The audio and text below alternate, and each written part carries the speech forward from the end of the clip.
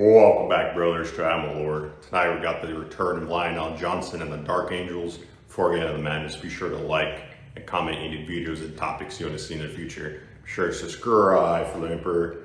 I want to thank you guys for the support. I've been killing it. Now, let's get into the video. Varkast had once been a world only in the most technical and ancient sense of the word.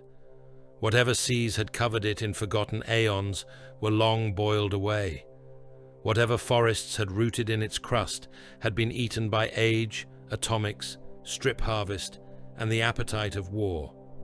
What remained drifted through the lightless wound of Imperium Nihilus as a dead orb of iron, ash, and sepulchral stone, its skin peeled open by excavation scars so immense they were visible from the cold gulf between worlds.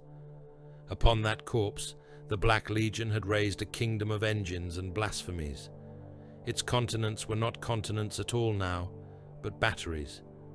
Mountain chains had been split and hollowed to house macro-cannon arrays whose muzzles were the size of cathedrals. The basalt plains were scored with trench lines that stretched beyond sight, black rivers of mud made from ash, blood, and the rendered dead. Hive masses had been remade into slave warrens and shell foundries, spires plated in gunmetal and flensed bronze stabbed upward from the ruins of elder cities, their flanks crowded with auger veins, defense lasers, vox masts and signal cages, where governors, admirals, rebels and failed apostles hung skinless in the wind, turning slowly upon barbed chains as examples to those below. Around the equator, void bastions floated like iron moons, fortress stations linked by webs of traffic, escort craft, and shield harmonics. Beneath the crust lay vaults older than the Imperium's memory, and within them the Black Legion had shackled things that should never have been named, much less bound into service by rune, nail, and oath. There were worlds that fed empires. There were worlds that birthed saints and tyrants and armies in the span of a single generation. Varkast existed for only one purpose. It consumed flesh and made war. Lord Arkhav Varrox watched the world burn from the oculus throne of the citadel, called the Unconquered Spine. He stood rather than sat, for he despised the shape of ease. The throne itself had been welded together from command chairs taken as trophies from broken Imperial flagships, their gilded eagles split and inverted beneath adamant clamps. Chains hung from the vaulted ceiling above him, each ending in a corpse stripped down to nerve and bone, still breathing only because the medici engines bolted into their backs would not permit them the mercy of death. Their moans bled into the low hymn of reactor hearts and shield engines. Incense thick with chem smoke and old copper drifted through the chamber in ragged veils. Arkhav wore the black of the Long War, not the crude black of void night or burnt metal, but the ancient, absolute black of a war plate that had seen 10,000 years of murder and still demanded more. The eye of Horus gleamed upon his breastplate in gold darkened by soot and blood. His armor was massive, even by the measure of the Adeptus Astartes, its plates layered, scarred and over-inscribed with kill marks, oath script, and the names of worlds that no longer existed. His helm rested upon a hook beside the throne, because he preferred his slaves and officers to see his face when they failed him. It was a hard face, wrought by genecraft, and made ruinous by time. One side bore the old beauty of the Legion, before terror had burned, stern and severe as a dead king cast in flesh. The other had been remade by chain blades and claw strikes into a landscape of pale scar tissue and augmetic staples. His scalp was close shorn. His eyes were amber, not with nobility, but with the predatory brightness of something that had long ago forgotten every gentler instinct of mankind. He had been born a son of Horus. He had watched that father die, watched empire fail, watched legion fracture and debase itself into packs of howling scavengers. He had survived by learning the lesson that lesser traitors never understood. Only discipline made atrocity endure. A warpsmith knelt at the foot of the throne dais. Mechadendrites folded like steel serpents around his hunched form, Incense burners swung from chains fixed to his backpack, leaking greenish smoke. His voice came from behind a grill of brass teeth and vox static. "The northern furnace districts report shortfall, Lord. Slave intake from the hive pits has diminished. The last levy exhausted itself in the loading bays." Arkhav did not look down at him. He studied the hololithic projection filling the chamber, a vast image of Varkast alive with icons, fleet sigils, munitions routes, mustering columns and shield overlays. "Then increase intake. The reserve stock is allocated for shell loading and corpse starch reclamation." "Did I ask what it was allocated for?" The warpsmith bowed lower. "No, Lord." "Then do not insult me with inventory when I have commanded blood." Arkhav turned at last. "Strip 3 hive levels: the old, the infirm, the disobedient, the ones who pray too loudly, the ones who refuse to pray at all.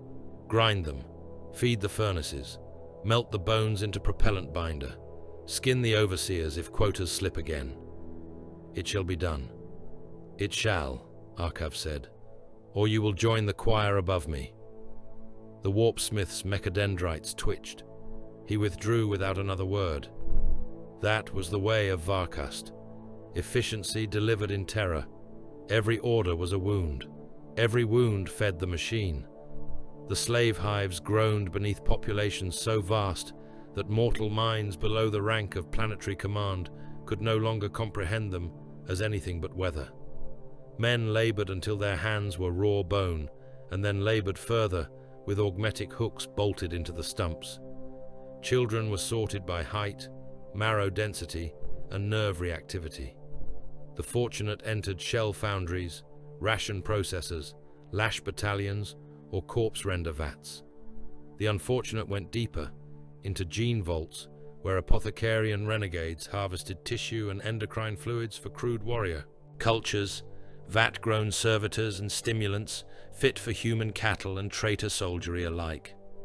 Those who rebelled were crucified in galleries along the transit rails, left alive for days under the glare of lumen towers while trains laden with munitions thundered past below. Across the lower manufactoria, entire districts were fed directly by the dead. Conveyor lines carried flayed corpses into grinders. The slurry was separated into usable fractions. Fat became promethium additive. Calcium became plastic reinforcement. Proteins went to ration bars for the mortal regiments and the billions of thralls that serviced the fortress. Sinew and skin were set aside for rites of offering, or for the pleasure of the dark apostle Kor Malak, who had draped whole chapels in stitched human hide and called the result devotion. And over all of it stood the warriors of the Black Legion, not frothing beasts, not rabid cult knights in mismatched armor. Varkast had such vermin in abundance, but they were tools, nothing more. The true masters of the world were legionaries who remembered, either through direct memory or through the indoctrinated inheritance of the Legion's own cruel catechism, what it had meant to be the tip of the War Master's spear. They spoke in clipped orders and old battle cant. They punished indiscipline with mutilation. Their hatred was not the wild hatred of fanatics too stupid to survive their own passions. It was honed, directed, enduring. They despised weakness in slaves, in cultists, in the thin-blooded warbands who sold themselves to single gods until they were no longer fit for strategy or rule. They had inherited the ruin of Horus and remade it beneath Abaddon into something harder and less sentimental. Not memory, not grief, purpose. Arkhav approved of that. He required it. A vox servitor clattered forward on tracked limbs, parchment strips spilling from its datamore. A human face had been stretched across the machine's front, like damp leather, and fitted with speaker grills through the cheeks. Its eyes still moved.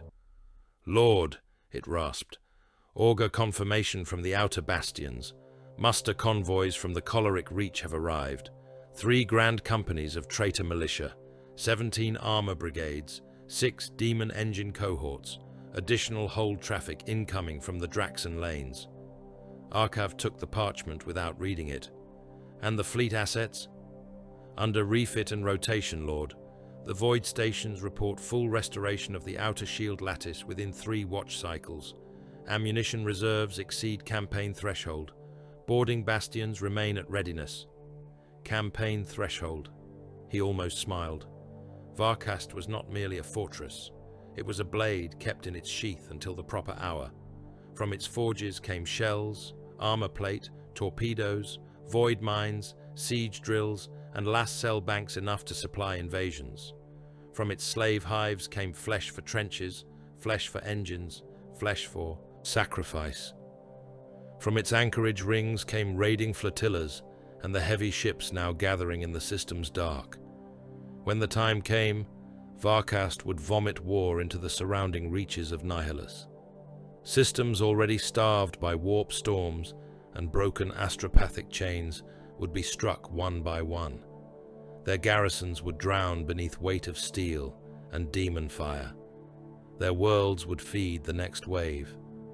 That was how Empire was made now. Not by banners and compliance charters, but by wounds that never had time to clot.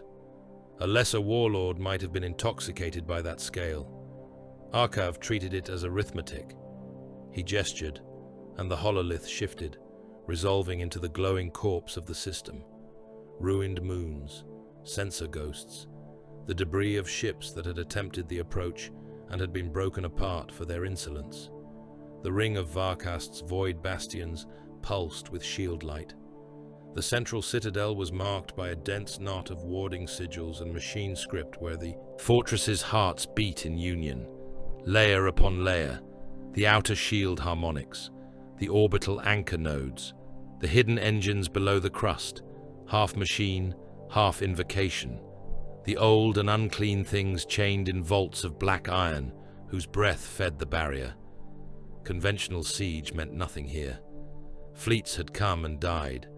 Boarding torpedoes had flared across the dark and vanished into storms of point defense fire. Titans would never reach the inner walls. Even exterminatus was not a simple answer when the fortress held countermeasures, void shield depth, and occult protections enough to turn annihilation itself into uncertainty. They had named it invulnerable. Arkhav had not coined the name. He had merely made certain the galaxy remembered it. "Signal the Bastion Masters," he said. "No reduction in readiness. The Imperials will come again. They always come again. Hope is the one disease they cannot purge from themselves." A captain in black and bronze stepped from the ranks of his honor guard. He was a giant, helm-crested, cloak made from the flayed hide of some scaled Xenos beast. "Let them come, Lord. We will line the breachways with their gene seed caskets." Arkhav looked at him. "You presume there will be breachways?" The captain lowered his gaze at once. "No, Lord." "Correct. There will only be corpses." Far from the planet, beyond the deepest reach of Varkast's auger gaze, a thin scatter of Imperial vessels lurked among dead rock and drifting wreckage. They kept their drives at a whisper, and their running lights extinguished. Some had hulls split and patched with emergency plating. Some had lance scars burned into their flanks that still leaked frozen vapor into the void. One cruiser had half its port batteries slagged into an iron blister. Another listed by degrees because the deck sections below had never been properly repressurized after the last failed attempt to close with the fortress world. They were not a fleet so much as the remains of one. Astropath Primus Helion Voss moved through the command sanctum of the battlecruiser Sanctity of Wrath, with one hand resting against the brass guide rail. His eyes were useless white marbles sunk in scarred sockets, the mark of soul-binding long endured. Purity seals rustled from his staff as he walked. Every breath tasted of ozone, machine oil, and old fear. The officers gave him room without being told. They had learned to read the tension in his blind face. When he listened into the warp and found only storm and teeth, he looked like a corpse being recalled to duty by a weak command. He had seen Varkast before, not from so near as now, and never willingly. Years earlier, before the darkness in this half of the Imperium had deepened into what it had become, he had served aboard a cruiser in a larger assault group sent against the fortress in answer to its first great raids. He still heard that battle in dreams, the crack of boarding torpedoes, dying against unseen barriers, the screams over Vox when an entire assault wing vanished inside a curtain of green fire, the moment the fleet had committed to attack vectors and Varkast's continents had awakened, mountains opening to reveal guns, moons birthing murder, a shield bloom around the central citadel like a false dawn born in hell. Ships the size of cities had broken there. Men he had known by voice alone had died in fire so intense it bled through the warp as pain. They had not even reached the walls. Now he stood before the Strategium hololith with the remnants of other failures. Navy officers grey from exhaustion, guard commanders in scorched greatcoats, a cluster of dark angels who might as well have been statues cut from green-black stone. Their armor drank the lumen light. Robed serfs moved around them like nervous insects. No one spoke above a murmur. The weight of the fortress world on the display seemed to silence every throat. "It cannot be done," Voss said, before anyone had asked his counsel. A Navy Commodore glanced toward him. "You feel something in the ether?" "I feel the same thing I felt the last time." Voss turned his ruined gaze toward the hololith, as though he could still see it. A wound that learned to wear armor, a place too soaked in death to die cleanly. You will break yourselves upon it. One of the dark angels looked at him then. Voss could not see the warrior's eyes behind the helm lenses, but he felt the regard like a blade held near bare skin. "Many things are difficult," the Space Marine said. His voice was low, toneless, carved free of every human softness. "Difficulty does not confer sanctity." Voss might have answered, but the air changed. It was no sound at first, no klaxon, no alarm rune, no deck tremor to mark boarding or translation. It was only a pressure, a sudden and absolute stillness that moved through the Strategium like the passing of a great shadow beneath dark water. Servitors halted mid-motion. Officers fell silent. Even the ceaseless machinery seemed, for the span of a heartbeat, to lower its voice in deference. The dark angels turned as one. Healy and Voss felt the warp flinch. A smell had entered the chamber, faint and impossible. Wet earth, old forests after rain, moss on stone. It lasted only an instant before being drowned by incense and ship stink, but it had no place here amid iron hulls and void war. The blind astropath's scarred hands tightened on his staff.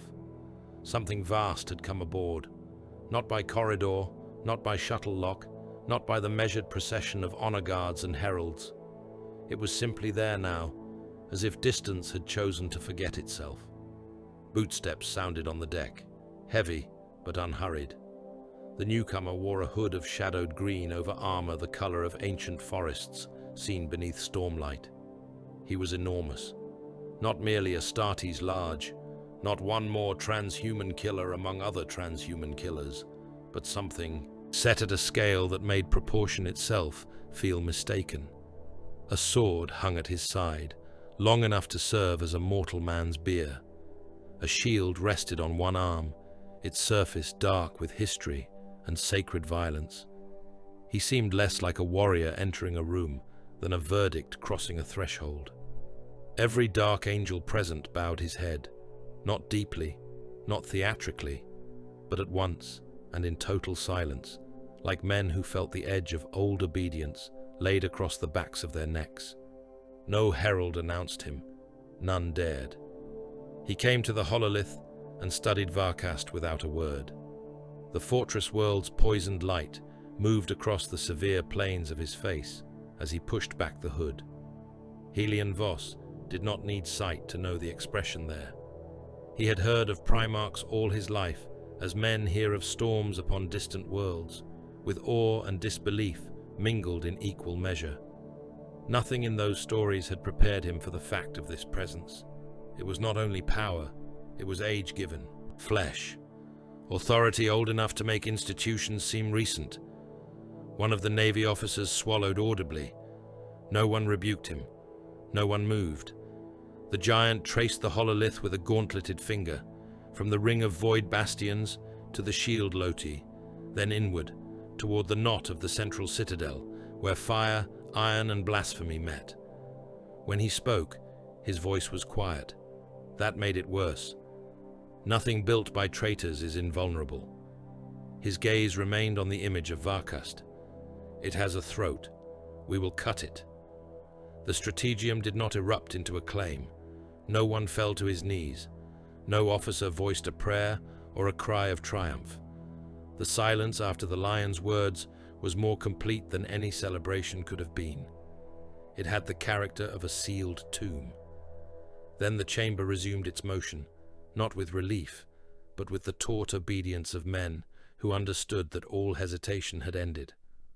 Orders passed at once, not loudly, not in the grand parade ground tones favored by lesser commanders who mistook performance for authority. Dark Angel's officers moved through the hololithic light like shades in green ceramite, each pausing only long enough to receive a data slate, a coded phrase, a flicker of runes upon a retinal lens. No explanations were offered where none were required. No one asked for the lion's reasoning in open forum. Whole companies could be redirected by a glance from a sergeant, a single cipher burst from a robed lieutenant, or the quiet arrival of a hooded veteran bearing the sigil of the inner circle. Helion Voss remained by the brass rail and listened. That was how a mortal survived among the first. He listened, and from scraps assembled what meaning he could before the whole structure shifted again and rendered certainty obsolete. He heard references to the 7th and 9th battle lines, to Ravenwing outriders and Void Scout craft slipping into dead angles amid the wreck belts, to Deathwing teleport beacons locked behind triple encryption, to battle groups assigned to false vectors, to reserve fuel allotments not reported to the Imperial Navy, to compartments within compartments, each sealed from the next by layers of oath and old suspicion. The Dark Angels did not merely keep secrets. They breathed them, clothed themselves in them, built command around them as naturally as a fortress built around walls. A Navy Commodore muttered to no one in particular, "Do they intend to tell the rest of us which way the blow falls?" A green-armored warrior standing near him turned his helm by a fraction. "You will know what concerns your survival." The Commodore's jaw tightened. He said nothing further. The lion stood before the central display for the better part of an hour, and in that time he did not waste a single movement. Data bled across the hololith in layers, orbital tracks, munition transfers, Auspex recordings of previous failed approaches, slave migration patterns between the hives and the lower Manufactoria, fragments of Vox intercepts from cult channels and corrupted military traffic, records from dead captains whose ships had not escaped the last assault, prisoner statements, astropathic impressions, every stain and fracture of Varkast laid bare in light, if not in certainty. He studied them all. Helion Voss had seen commanders pretend to understanding. They leaned over maps, made dark pronouncements, and prayed that conviction might conceal ignorance. The Primarch did not pretend. He absorbed. There was something predatory in the stillness of him, some old instinct sharpened beyond the human, as though he did not behold the fortress world as engineers or fleet officers did, as an accumulation of bastions and batteries, but as a living thing whose habits could be learned. The world turned within the hololith. Convoy lines glimmered. Cargo routes fed the bastions. Slave trains descended into the crust. Shield lattices pulsed and crossed one another in recurring sequence. The lion watched until pattern emerged. When he finally spoke, he did so without looking away from the display. "This bastion rotates its escort screen too slowly." One of the Ravenwing officers answered at once. "By how much, Lord?" "By enough." The lion indicated the runic image of an orbital fortress adrift over Varkast's night side. Its commander trusts the outer lattice to mask that weakness. He has grown complacent. Helion could not tell which bastion he meant. The hololith was too dense, the overlays too many. The dark angels around the Primarch, however, needed no repetition. Data slates changed hands. Vox clicks pulsed across encrypted channels. Somewhere in the dark beyond the ship, engines would already be turning. Another shift of the Primarch's gauntlet. Another point of fire across the world below. "This route," he said, tracing a line from a hive basin to a series of sub-crust manufactoria. "These consignments are not munitions. They are bodies." A robed human adept of the Fleet Logistics Corps cleared his throat before terror counseled silence. "Bodies, Lord?" The lion looked at him then, and the poor man blanched so hard that his skin seemed to lose all blood at once. For burning, for rendering, or for rites, it is immaterial which. What matters is that they move under greater protection than ammunition. Ask yourself why. No one answered. The lion returned his gaze to the hololith. Because something beneath the fortress consumes lives at a strategic rate. The words passed through the chamber like cold iron. Hidden beside the command dais, 3 hooded veterans in bone-white armor conferred in voices so low, even Helion's sharpened hearing caught only fragments. Inner circle. Their rank badges and relics marked them as men entrusted with the oldest shames of the chapter. One departed at once, another remained, watching not the display, but the lion himself, as though every command he gave had to be measured against truths kept deeper than any fleet cipher. That too was Dark Angel's command. Even in the presence of their gene father, there were layers, tests, old habits of concealment. Reverence did not erase their nature. It refined it. Prisoners were brought within the hour. The first was a Black Legion thrall captain, taken in a wreck recovery action beyond the auger perimeter. A brute in flayed officer's coat and shock collar, one arm replaced by a rotary augmetic drill clogged with frozen blood. He had spat litanies of hate at the Navy interrogators and laughed through the extraction of 2 fingers and an eye. The second was a chained slave overseer, recovered from a dead cargo lighter, half-starved, branded from scalp to heel with the marks of the lower hive quotas. The third was a heretic adept, whose spine had been wired directly into a data shrine and cut loose only when the boarding team found him still connected to its corpse-like machine core. They were brought one by one into a side chamber off the strategium. No torture racks had been made ready. No electus or blade arrays were displayed. The lion required none. Helion Voss was present only because the Primarch had not dismissed him, and because one of the hooded veterans had murmured that his warp sense might prove useful if corruption bled too close to the surface. He stood with the others against the wall, while the first prisoner, the thrall captain, was forced to his knees by 2 interrogator chaplains in black. The captive grinned through broken teeth. "I know you, 1st Legion Carrion. I have seen your kind burn in the trenches below the spine." The lion said nothing. The man's grin faltered. "You think silence is a weapon?" The prisoner sneered, too quickly, too loudly. "I have served beneath the eye. I have heard greater." "Whom do you fear?" the lion asked. It was not spoken as a challenge. It was spoken as fact, awaiting confirmation. The big prisoner blinked. No one. "You fear the master of the northern slave arteries." The lion took a single step closer. "Not because he outranks you, because he records every shortfall, and because on Varkast theft of living quota is punished by blinding before skinning. You diverted 2 levy trains, one to your own trench cohorts, one to the lower rights. You have not reported the second diversion." The thrall captain stared. Even the interrogator chaplains seemed to still more completely. "You smell of corpse ash," the lion said. "Not from the front, from shrine furnaces. Your augmetic seals bear particulate from ceremonial brass and psychically reactive oils. You have served close to a sacrificial mechanism. Not often. Recently.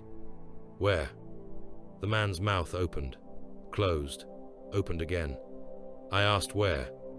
Below the third equatorial hive, the prisoner whispered. All bravado bled out of him. Beneath the bone lifts, there are vault descents there, guarded by legionaries, by iron things, by the apostles' branded men. For what purpose? I do not know. The lion's expression did not change. That is a lie. The captive began to shake. It feeds the deep engine, I swear it. It feeds the crucible below, the shield below. We send them alive, thousands, tens of thousands. I never saw its heart, I swear it. The interrogation lasted minutes. The next one lasted less. The slave overseer could barely lift his head. One eye had been stitched shut. His hands were pulp inside rusted manacles. He wept when he saw the Primarch, not from devotion, but from the simple collapse of a mind too broken to sustain fear in the presence of something greater than pain. The lion crouched before him, vast and motionless. You oversaw transit columns. The man nodded frantically. Speak clearly. Yes, Lord. Yes. I counted them. I kept the tallies. Where did the void tithe move? Up, the overseer whispered. To the ring bastions, to the station that sings the shields awake. We sent shells and blood both, ammunition, reactor mass, skin cathedra priests, all under seal. The station's designation. The man recited a string of curse-laden dock terms, then the military code beneath them. A Ravenwing officer recorded it without comment. And the sanctum? The lion asked. The overseer's breathing hitched. I never entered. None of us entered. We only heard what passed down from the black-armored masters and the forge priests. The sanctum binds the timings, the shield prayers, the machine oaths. The captains and warpsmiths chant together there. If the sanctum falls, the bastions misalign, the lower engine desynchronizes, the whole veil flickers. One of the Deathwing veterans beside the wall gave the smallest nod. Helion saw it and understood that three things had now begun to take shape in their minds. Not one invulnerable shield. 3 covenants, an orbital anchor, a buried crucible, a command sanctum where men of iron faith and corrupted code held the layers in accord. The heretic came last. He endured longer than the others because he was insane enough to mistake insight for invincibility. He quoted Binharic scripture through strips of blood-flecked foam.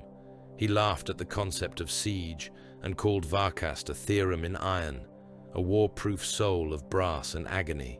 He described harmonics, relay catechisms, synchrony rites. He spat blasphemous praise upon Arkhav Varrox and upon the forge pacts that had bound the fortress more deeply into its crust than any mortal city had a right to be. Then the lion asked him why the shield intervals had shifted by fractions whenever transports descended from the western slave basins. The heretic fell silent. The Primarch leaned close enough that his shadow swallowed the prisoner's face. Because the covenants are not equal. One compensates for the weakness of another. The lower engine is unstable, the orbital anchor is overburdened, and the sanctum corrects the fault in real time. That is your wound.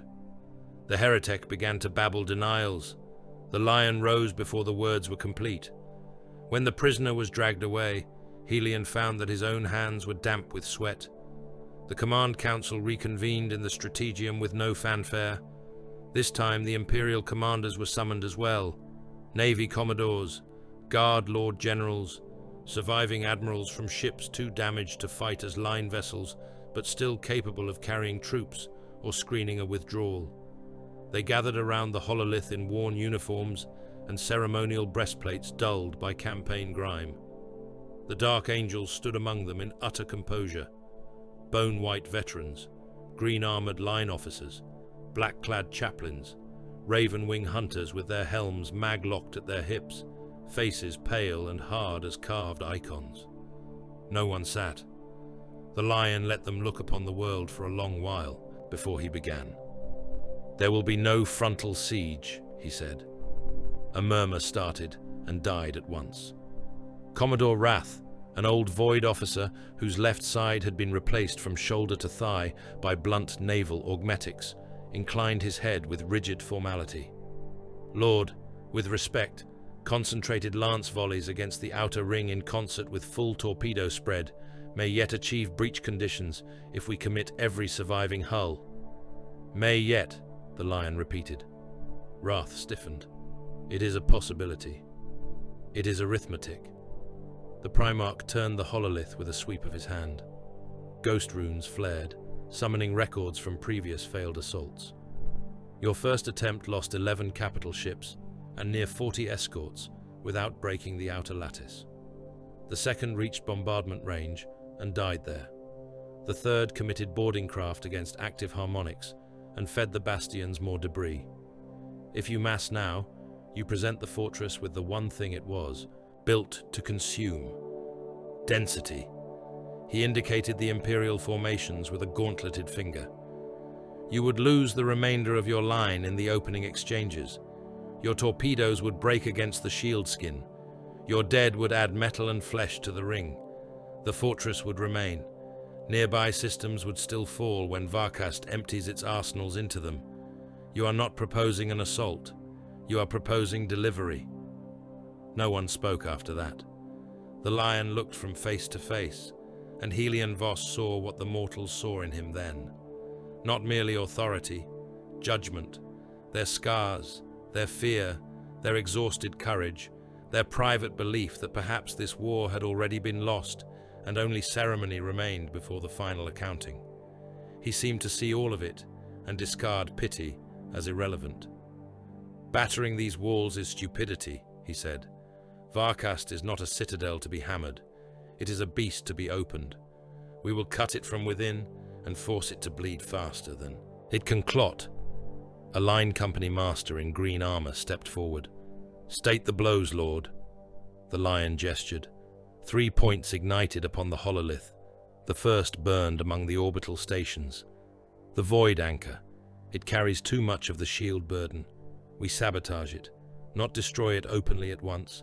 Blind it, isolate it, kill its logic spine and its command cast." The second glowed beneath the crust. "The crucible below the fortress. It is fed by sacrifice and stabilizes the deeper harmonics. It dies." The third kindled at the heart of the central citadel. "The sanctum. When the other covenants are strained, their masters will crowd there to correct the drift. We sever the head when it bends close to the wound." A guard general, grey-bearded and hollow-eyed from a year of retreat, stared at the display. "That is not one battle." "No," said the lion, "it is 3. The old general swallowed. "We do not have strength for 3 wars. We do if the enemy believes only one has begun." At that, the strategium doors behind the Primarch stood open for an instant as servo skulls passed through, and Helion saw something impossible. Mist. Not machine vapor, not coolant steam. This was thin and pale, and moved with the hush of old groves at dawn, coiling along the corridor floor before thinning into nothing. For a heartbeat, the stink of oil and incense receded beneath the scent of wet leaves and dark loam. Several of the Dark Angels saw it too. None reacted beyond the faintest tightening of posture. The Navy officers noticed only that the chamber had grown suddenly cold. The lion did not turn, but Helion knew that he knew. One of the Raven Wing officers, a gaunt man with ritual scars cut along his scalp, spoke carefully. "Some roots need not remain fixed, Lord." The lion's gaze met his for the barest instant. "No fortress is so secure that distance cannot betray it." Nothing more was said. Nothing needed to be. The final assignments were given in clipped bursts.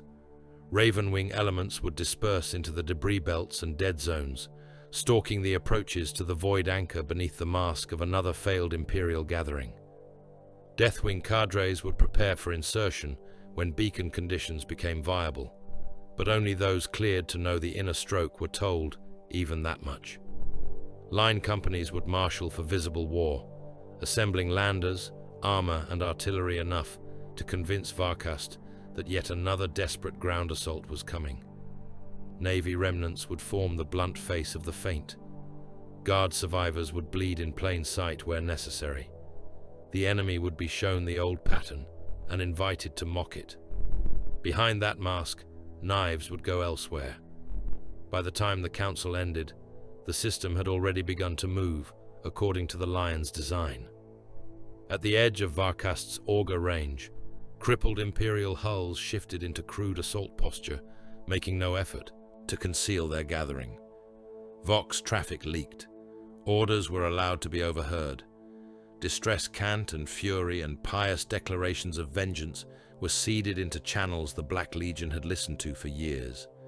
To every eye in the system, it would seem that desperate fools were preparing once more to smash themselves upon the invulnerable world. Only within the sealed compartments of the first was the truth held intact. Void sabotage, inner decapitation, planetary slaughter vast enough to draw the Black Legion into the certainty of its own superiority. Helion Voss lingered after the others had gone, listening to the retreat of boots and the murmur of encrypted command. The Lion remained before the hololith, alone now, but for a single hooded veteran of the inner circle, standing half in shadow. "Lord," the veteran said, voice lowered almost to a whisper, "when the world burns, the enemy will think us committed to the surface." "They will be correct," said the Lion. "And when the anchor fails, they will think it misfortune. And when the sanctum dies, only then did the Primarch look up from the fortress world, turning in light before him.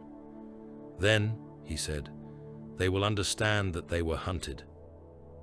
The words settled over the chamber like a closing gate, and beyond the armor glass, the dark of Imperium Nihilus watched in silence as the trap began to take shape. The first ships went in under hymn bursts, distress cant, and lies.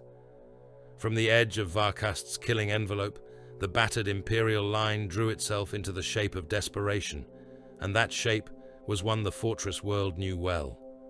Cruisers scarred black by old lance fire limped forward on compromised plasma drives. Escort frigates with patched hulls and half-dead auger arrays burned hard to keep station. Two troop haulers so overloaded with guard survivors and breach material that their drives guttered under the strain wallowed at the center of the formation like crippled herd beasts. Their vox masts spilled challenge, prayer and fury into the dark in a ceaseless stream. "By writ of the God Emperor, and in the name of terror, open your voids and face judgment. Traitors of Varkast, your hour is come. Stand to your guns. Stand to your guns. Stand to your guns."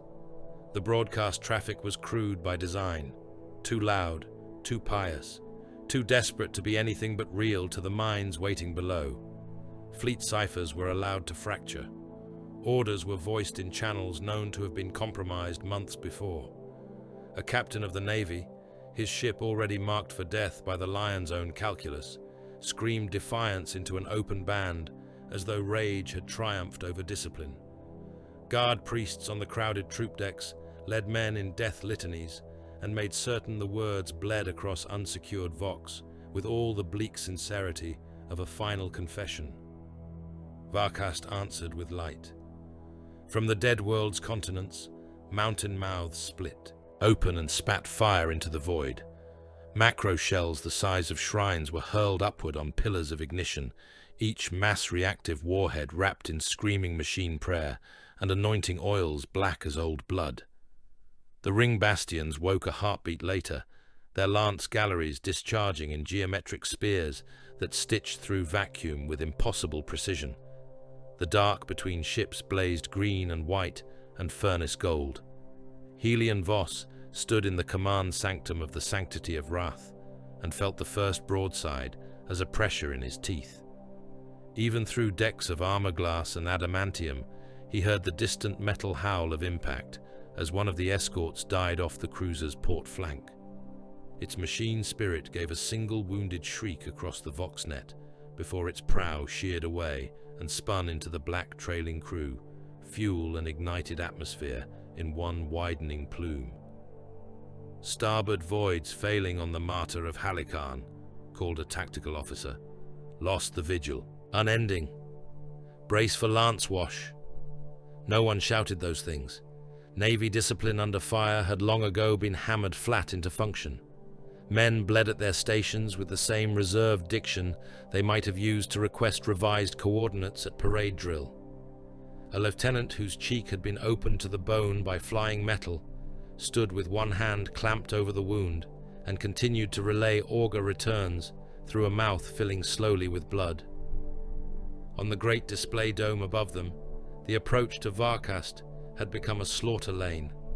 Imperial torpedoes surged ahead in burning schools and were annihilated almost at once, shredded by layers of point defense fire so dense the void seemed to glitter. Boarding capsules fared worse. One vanished in a sphere of green lance energy that reduced ceramite, flesh and prayer scrolls alike to expanding ash. Another clipped a shield contour and burst apart without even the dignity of striking metal. A third flew on through, impossible volume, engines blazing, until a killship driven remotely from the bastion rings turned itself across its path and met it head-on. The detonation bloomed silent and hideous. Splinters of armor and human fragments whirled away together. The sanctity of wrath shuddered as a near pass from a macro shell washed its voids in false dawn. Somewhere below deck, mortal men were turning into wet ruin beneath collapsed bulkheads and burst steam lines. Helion gripped the brass rail and listened deeper than sound. Beneath the terror signals, beneath the panicked prayers and machine cant, he felt the cold order beneath the battle. The pattern was holding. The enemy was committing. Reserve signatures were lifting from the inner stations and sliding toward the visible assault. Varkast had looked upon the bait and found it believable. That, more than hope, made his old scars ache. Far from the screaming center of the engagement, smaller things moved through the wreck fields in silence. Ravenwing craft drifted dark among the tombs of previous failures, engines throttled down to whispers, black hulls masked by scavenged plating, and the frozen hulks of long-dead transports. Where auger glare from the main battle should have washed the debris belts in noise, the Dark Angels found absence instead, pockets of neglect created by the enemy's confidence in its own superiority. They slid through those wounds like knives between ribs. Brother Sergeant Mailer of the Ravenwing crouched within the troop cavity of a void-black assault cutter and watched the runes on his helm display flicker over derelict hulls and drifting human remains. The dead were everywhere here. Men frozen with mouths open in final inhalation. Servo skulls split and tumbling. Shrine icons turning slowly amid shards of ribbed decking. There were ships too, or what remained of ships, all broken and gutted and chained together by old collisions into reefs of metal. The ruin of failed assaults had become a geography. "There," murmured the pilot over a tight beam whisper. "Station shadow." Mailer saw it a breath later, not the bastion itself, but the distortion around it. A patch of dark where the drifting wreckage moved in subtly wrong relation to starlight. The orbital anchor was masked behind fields of debris and a carcass crown of dead stations, its profile broken by void junk and ancient battleships welded into place as armor. Clever, arrogant. It had been considered inaccessible because any direct line toward it crossed overlapping bastion fire, mine webs and shield wash. Any direct line. Mailer keyed his Vox.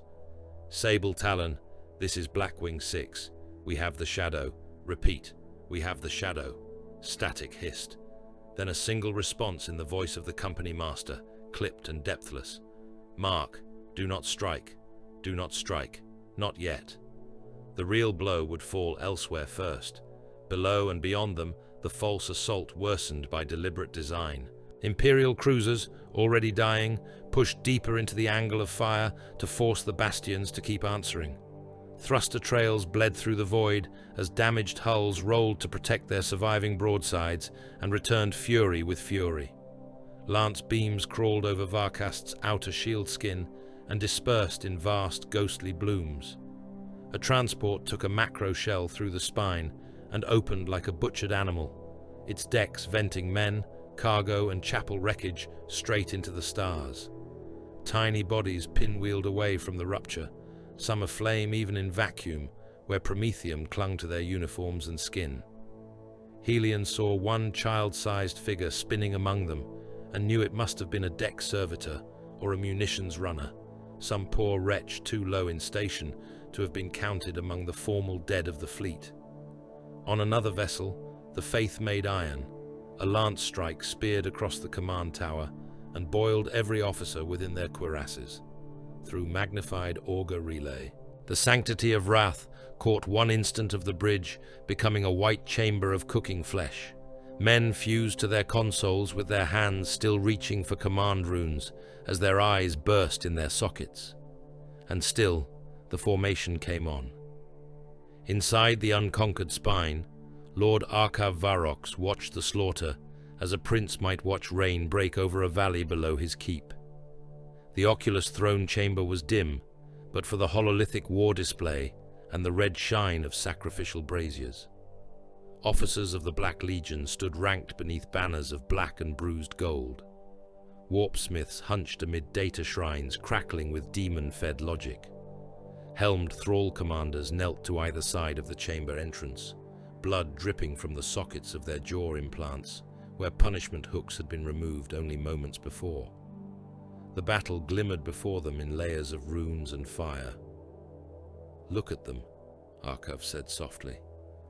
"The same species that built empire through arithmetic now hurls itself against certainty out of wounded faith.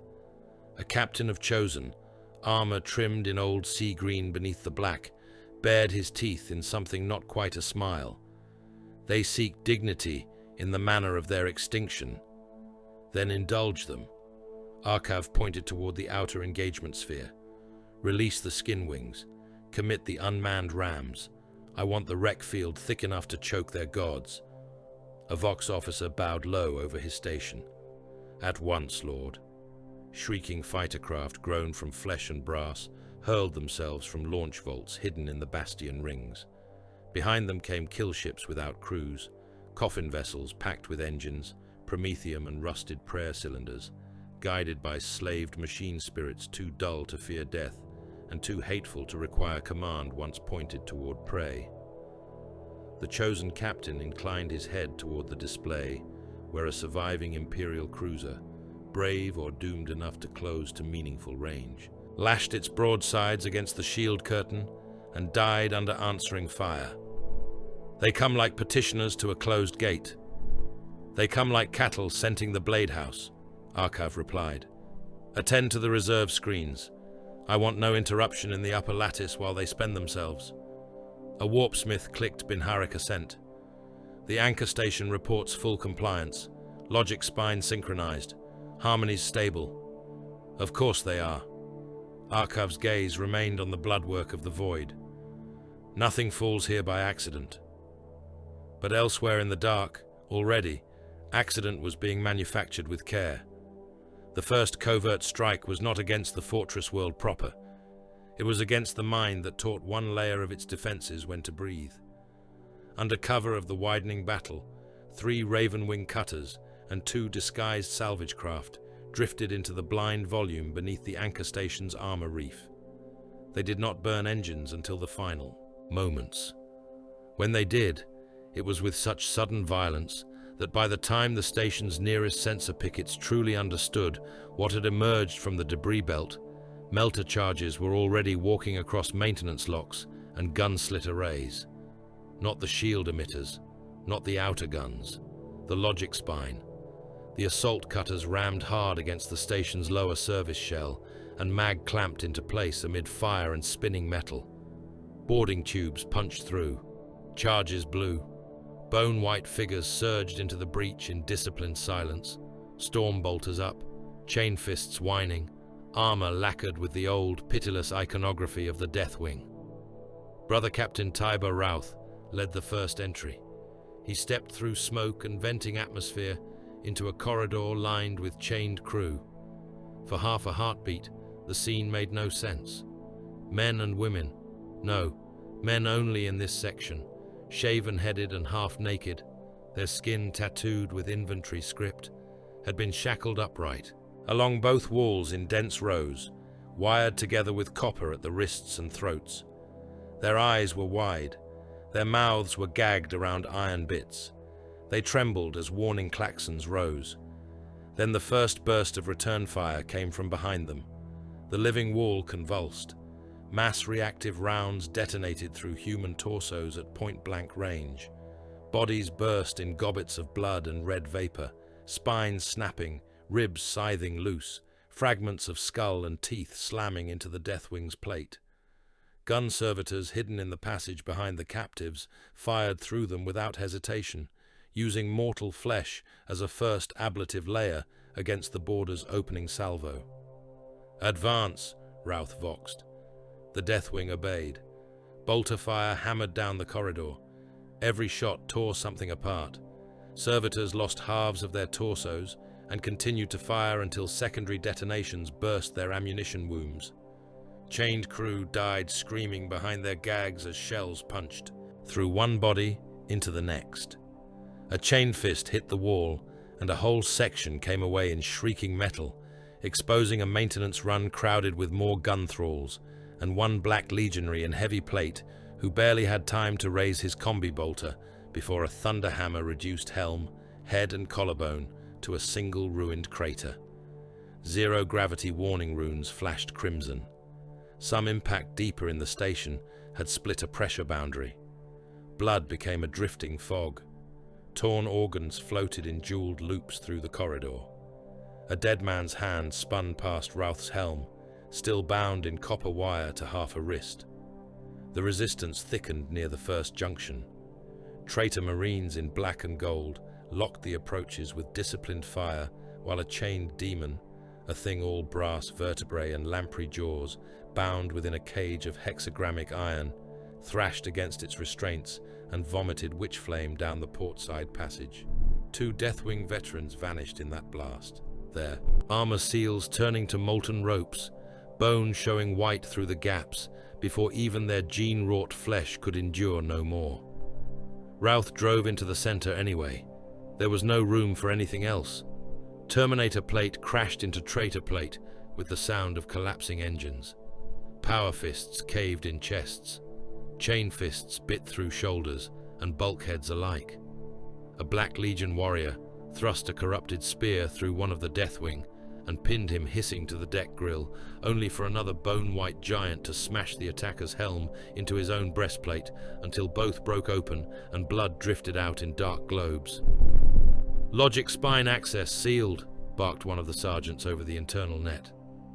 "Secondary bulkhead warded. Break it. We require..." The words ended in static. A new force had struck the boarding line. Black Legion Terminators. Their teleport flare had cooked the air down the main transit artery into a haze of ionized blue. They came through it like executioners descending from an older and crueler age, hulking in Baroque cataphractii plate trimmed with chain, trophy hooks, and the old sea-green ghosts of a dead legion. Their leader wore a crest of black horsehair over a helm wrought into the snarling face of a predator. "Hold," Routh voxed. The command came a breath too late for one of his men. A Reaper autocannon stitched the corridor and found a seam beneath the pauldron. The Deathwing veteran's arm came off in a fountain of blood and shattered ceramite. A second burst cored his torso. His body struck the deck and kept sliding in the failing gravity, leaving a red wake. The Black Legion leader spoke over an open channel, his voice rich with old contempt. "You chose a grave too high above your station, sons of the forgotten first." Routh lifted his stormbolter. "Come and test it." The corridor erupted. Autocannon fire chewed the walls into storms of shrapnel. Power fists and chain blades met in a crush of white and black armor. One Deathwing knight was lifted bodily from the deck by a traitor's chain fist through the abdomen and thrown back into his brothers, trailing coils of ruptured organs and molten cabling from his armor's life support. Another traitor lost both legs at the knee to a sweeping strike and clamped his lightning claws into the deck to haul himself forward anyway. Helm split, one eye lens dark, roaring hatred through a grill full of blood. Routh killed the enemy leader's bodyguard with a hammer blow that snapped the traitor's spine and pulped the deck beneath him. Then the leader himself struck, power axe crackling. The first blow would have taken Routh's head from his shoulders had it landed cleanly. It instead glanced from a raised gauntlet, shearing fingers and plating away in a burst of sparks and atomized bone. The second hit buckled his breastplate and drove him back into the wall hard enough to rupture the human corpses still. Chained there, they burst around him in slick red tatters. The Black Legionary drew back for the kill. Mist spilled into the corridor. For one impossible moment, it moved against the airflow and pressure alarms, pale and cold and threaded with the scent of rain on ancient bark. Both lines faltered. The mist thickened not from vents or fractures, but from nothing at all, coiling through blood globes and gun smoke, wrapping the breach in a woodland hush that had no right to exist so near a demon-bound station in the black between worlds. Then the Lion was there. He did not arrive by teleport flare or boarding tube. One instant, there was only mist and murder. The next, he stood within arm's reach of the Black Legion leader, vast beneath the corridor's lumen strips, fealty already in motion. The sword took the traitor Terminator through the upper torso and out below the ribs in one impossible cut. Armor parted, bones parted. Both secondary hearts burst. The body came apart in halves that slapped wetly against opposite walls. Before either half had begun to drift, the Lion had driven forward into the next of them. He fought without flourish. That was what made it monstrous. Fealty sheared a power fist from its owner and continued through helm and skull. The Emperor's shield met a crackling axe head and turned the impact back with such force that the wielder's arm broke in 3 places inside its armor before his whole body went spinning down the corridor to smash 2 of his own warriors flat against the bulkhead. The Lion stepped through bolter fire as if through hard rain. Rounds burst across his plate, scarred it, slid away. He cut once, twice, and each stroke ended a life that lesser warriors would have needed a duel to take.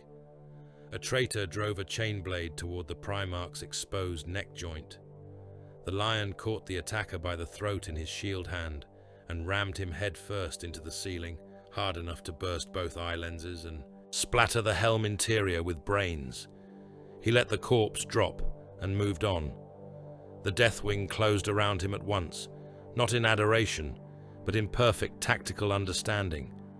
Under the shadow of that impossible advance, they broke the remaining resistance and slammed melter charges into the sanctified seals of the secondary bulkhead. The warded door blew inward in a howl of ruptured scripture and machine pain. Beyond lay the logic spine. It was not a single engine, but a cathedral of linked cognition columns, cogitator towers, and bound code shrines rising through the station's core like the ribs of some metal beast. Human adepts had been hardwired into the housings, their brains swollen by feed needles and algebraic agony until their skulls had cracked to make room for data plugs.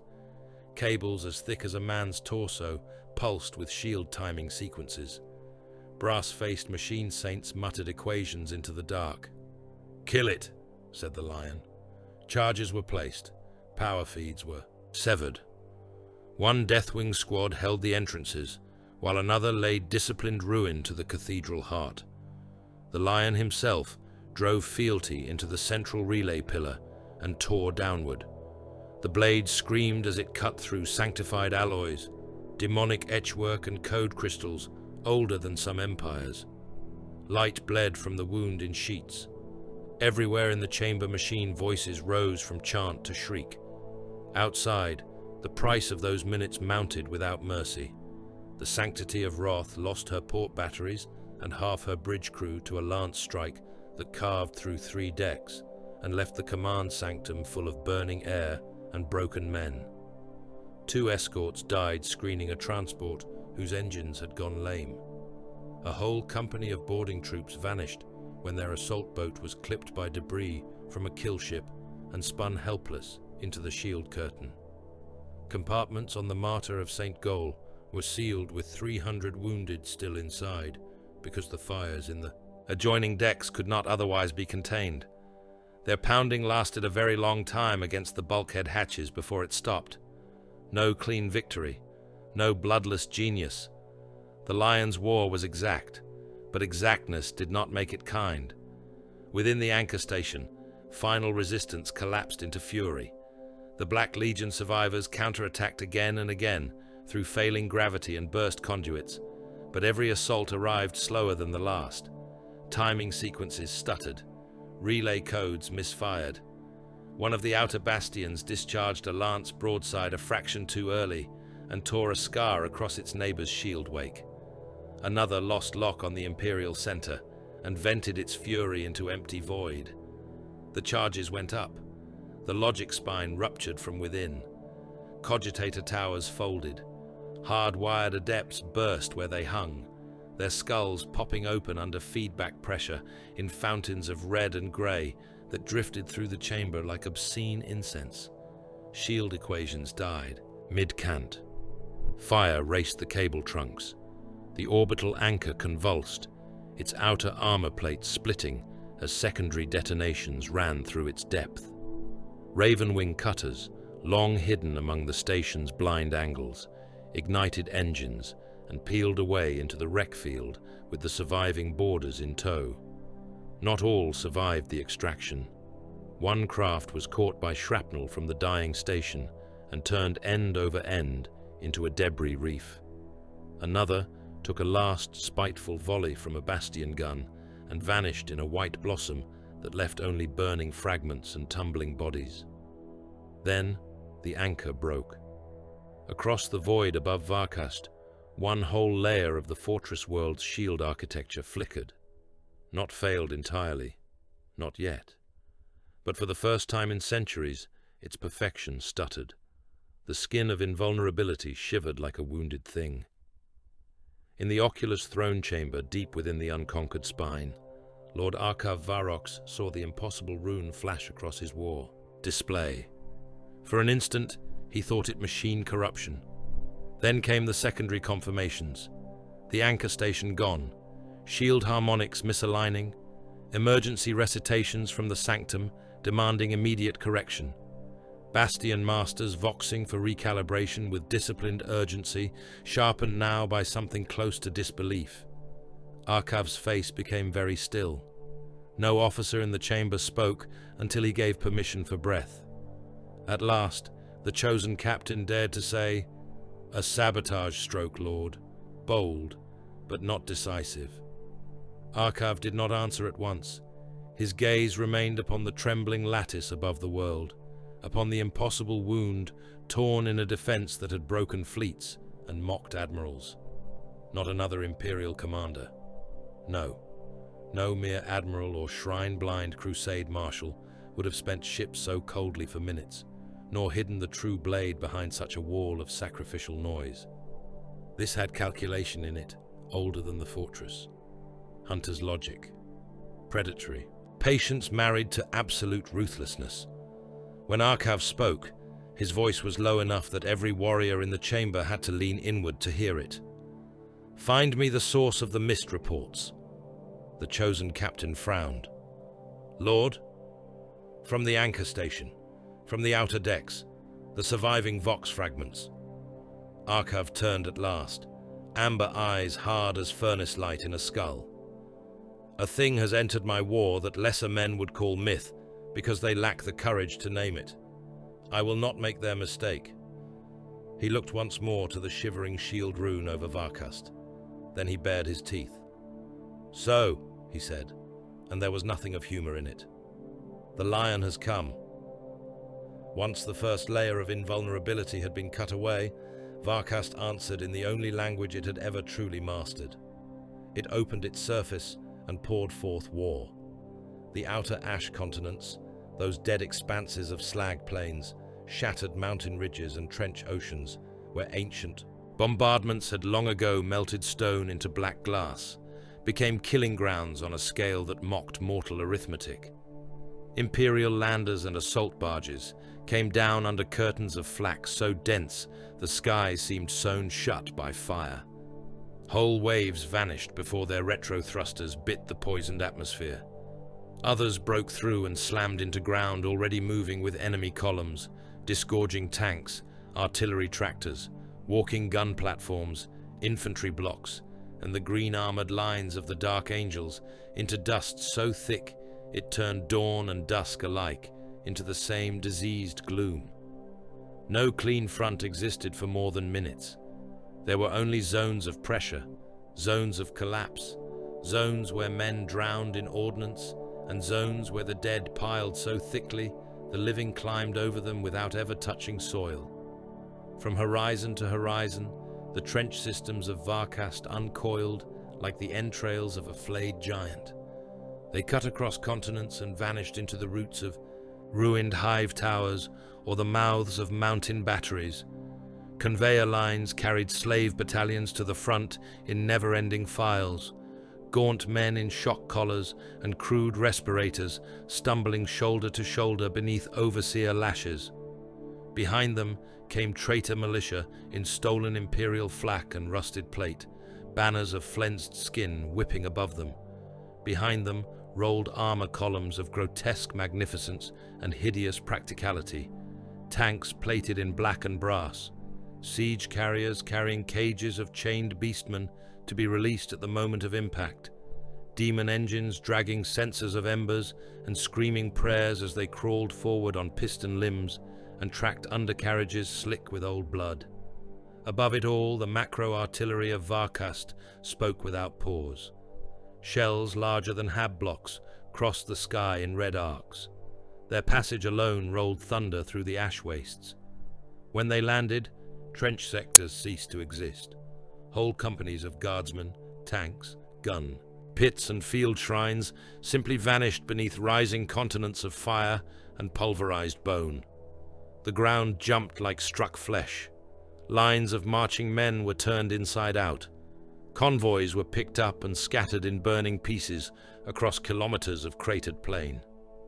Reports came into the Dark Angels' command webs with the calm diction of men too disciplined to grant horror the dignity of surprise. One landing zone erased.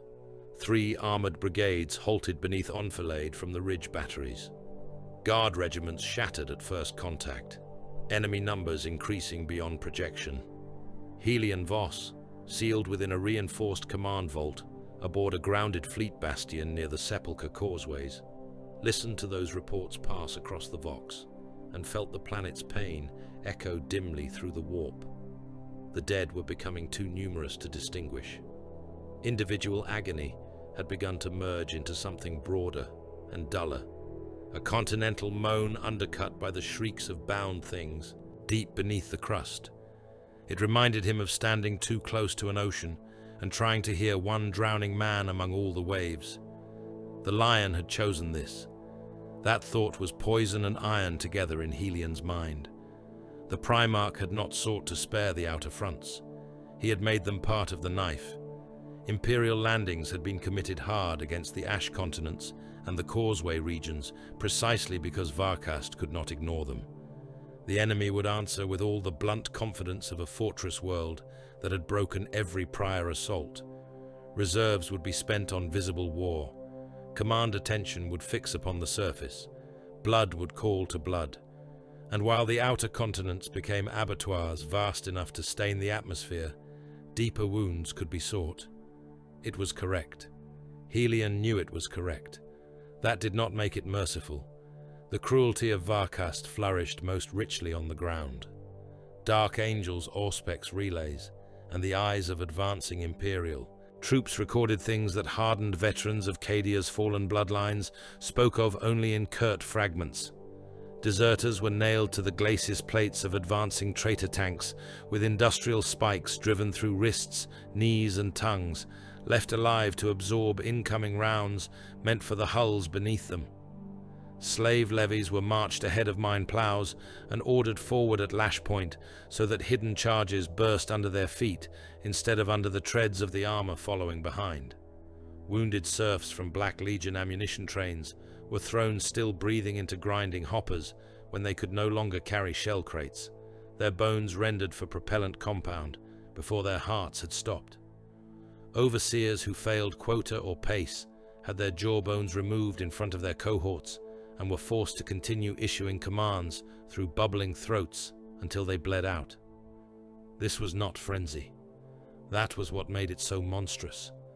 Everything on Varkast had been refined into method. By contrast, the Dark Angels fought with a silence that felt almost inhuman amid the screaming scale of the war. There were no bombastic vows cast over open channels, no theatrical invocations. Orders came in clipped bursts: redeploy, advance, hold, withdraw by marked sectors, strike on my rune.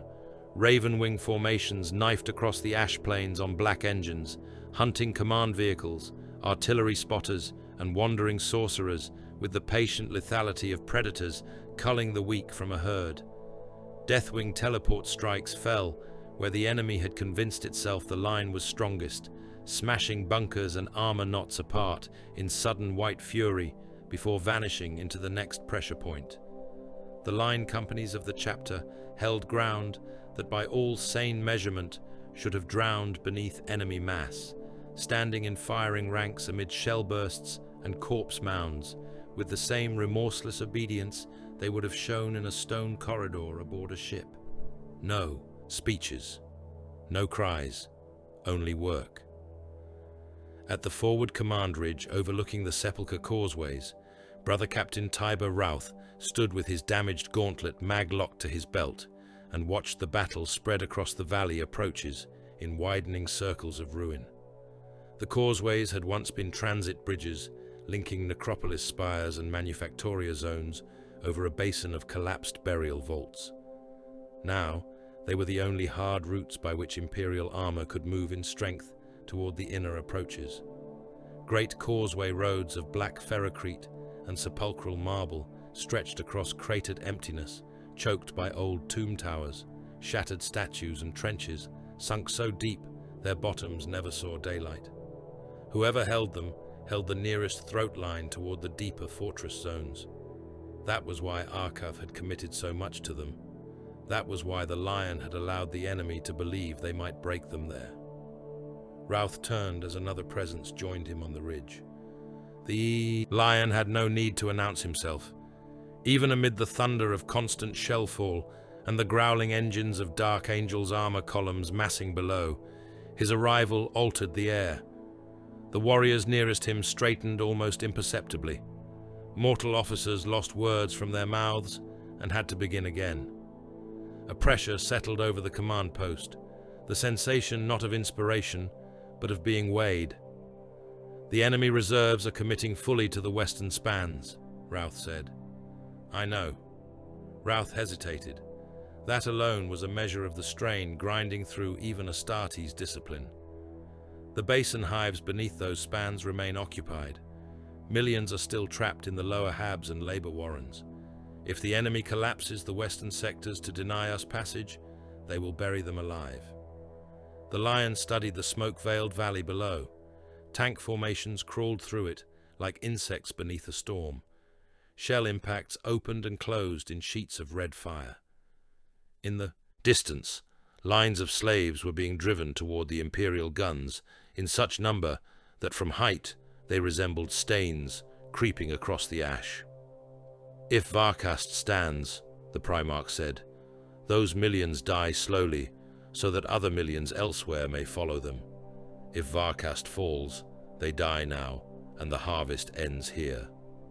Routh said nothing. The Lion turned his gaze upon him. It was not angry. It was worse. It was absolute. "You ask for a clean accounting where none exists. There is none to be had. This world is already a charnel engine. The question before us is not whether it burns, it is whether it burns usefully. Routh bowed his head a fraction. As you command, Lord. I do not require your comfort, Captain, only your obedience. That ended it. Then the Sepulchre causeways truly began to die. The first great Black Legion thrust came under cover of ash squalls and artillery saturation. Entire armored cohorts emerged from the smoke, indisciplined. Wedges, their black hulls washed by tracer and shell flashes.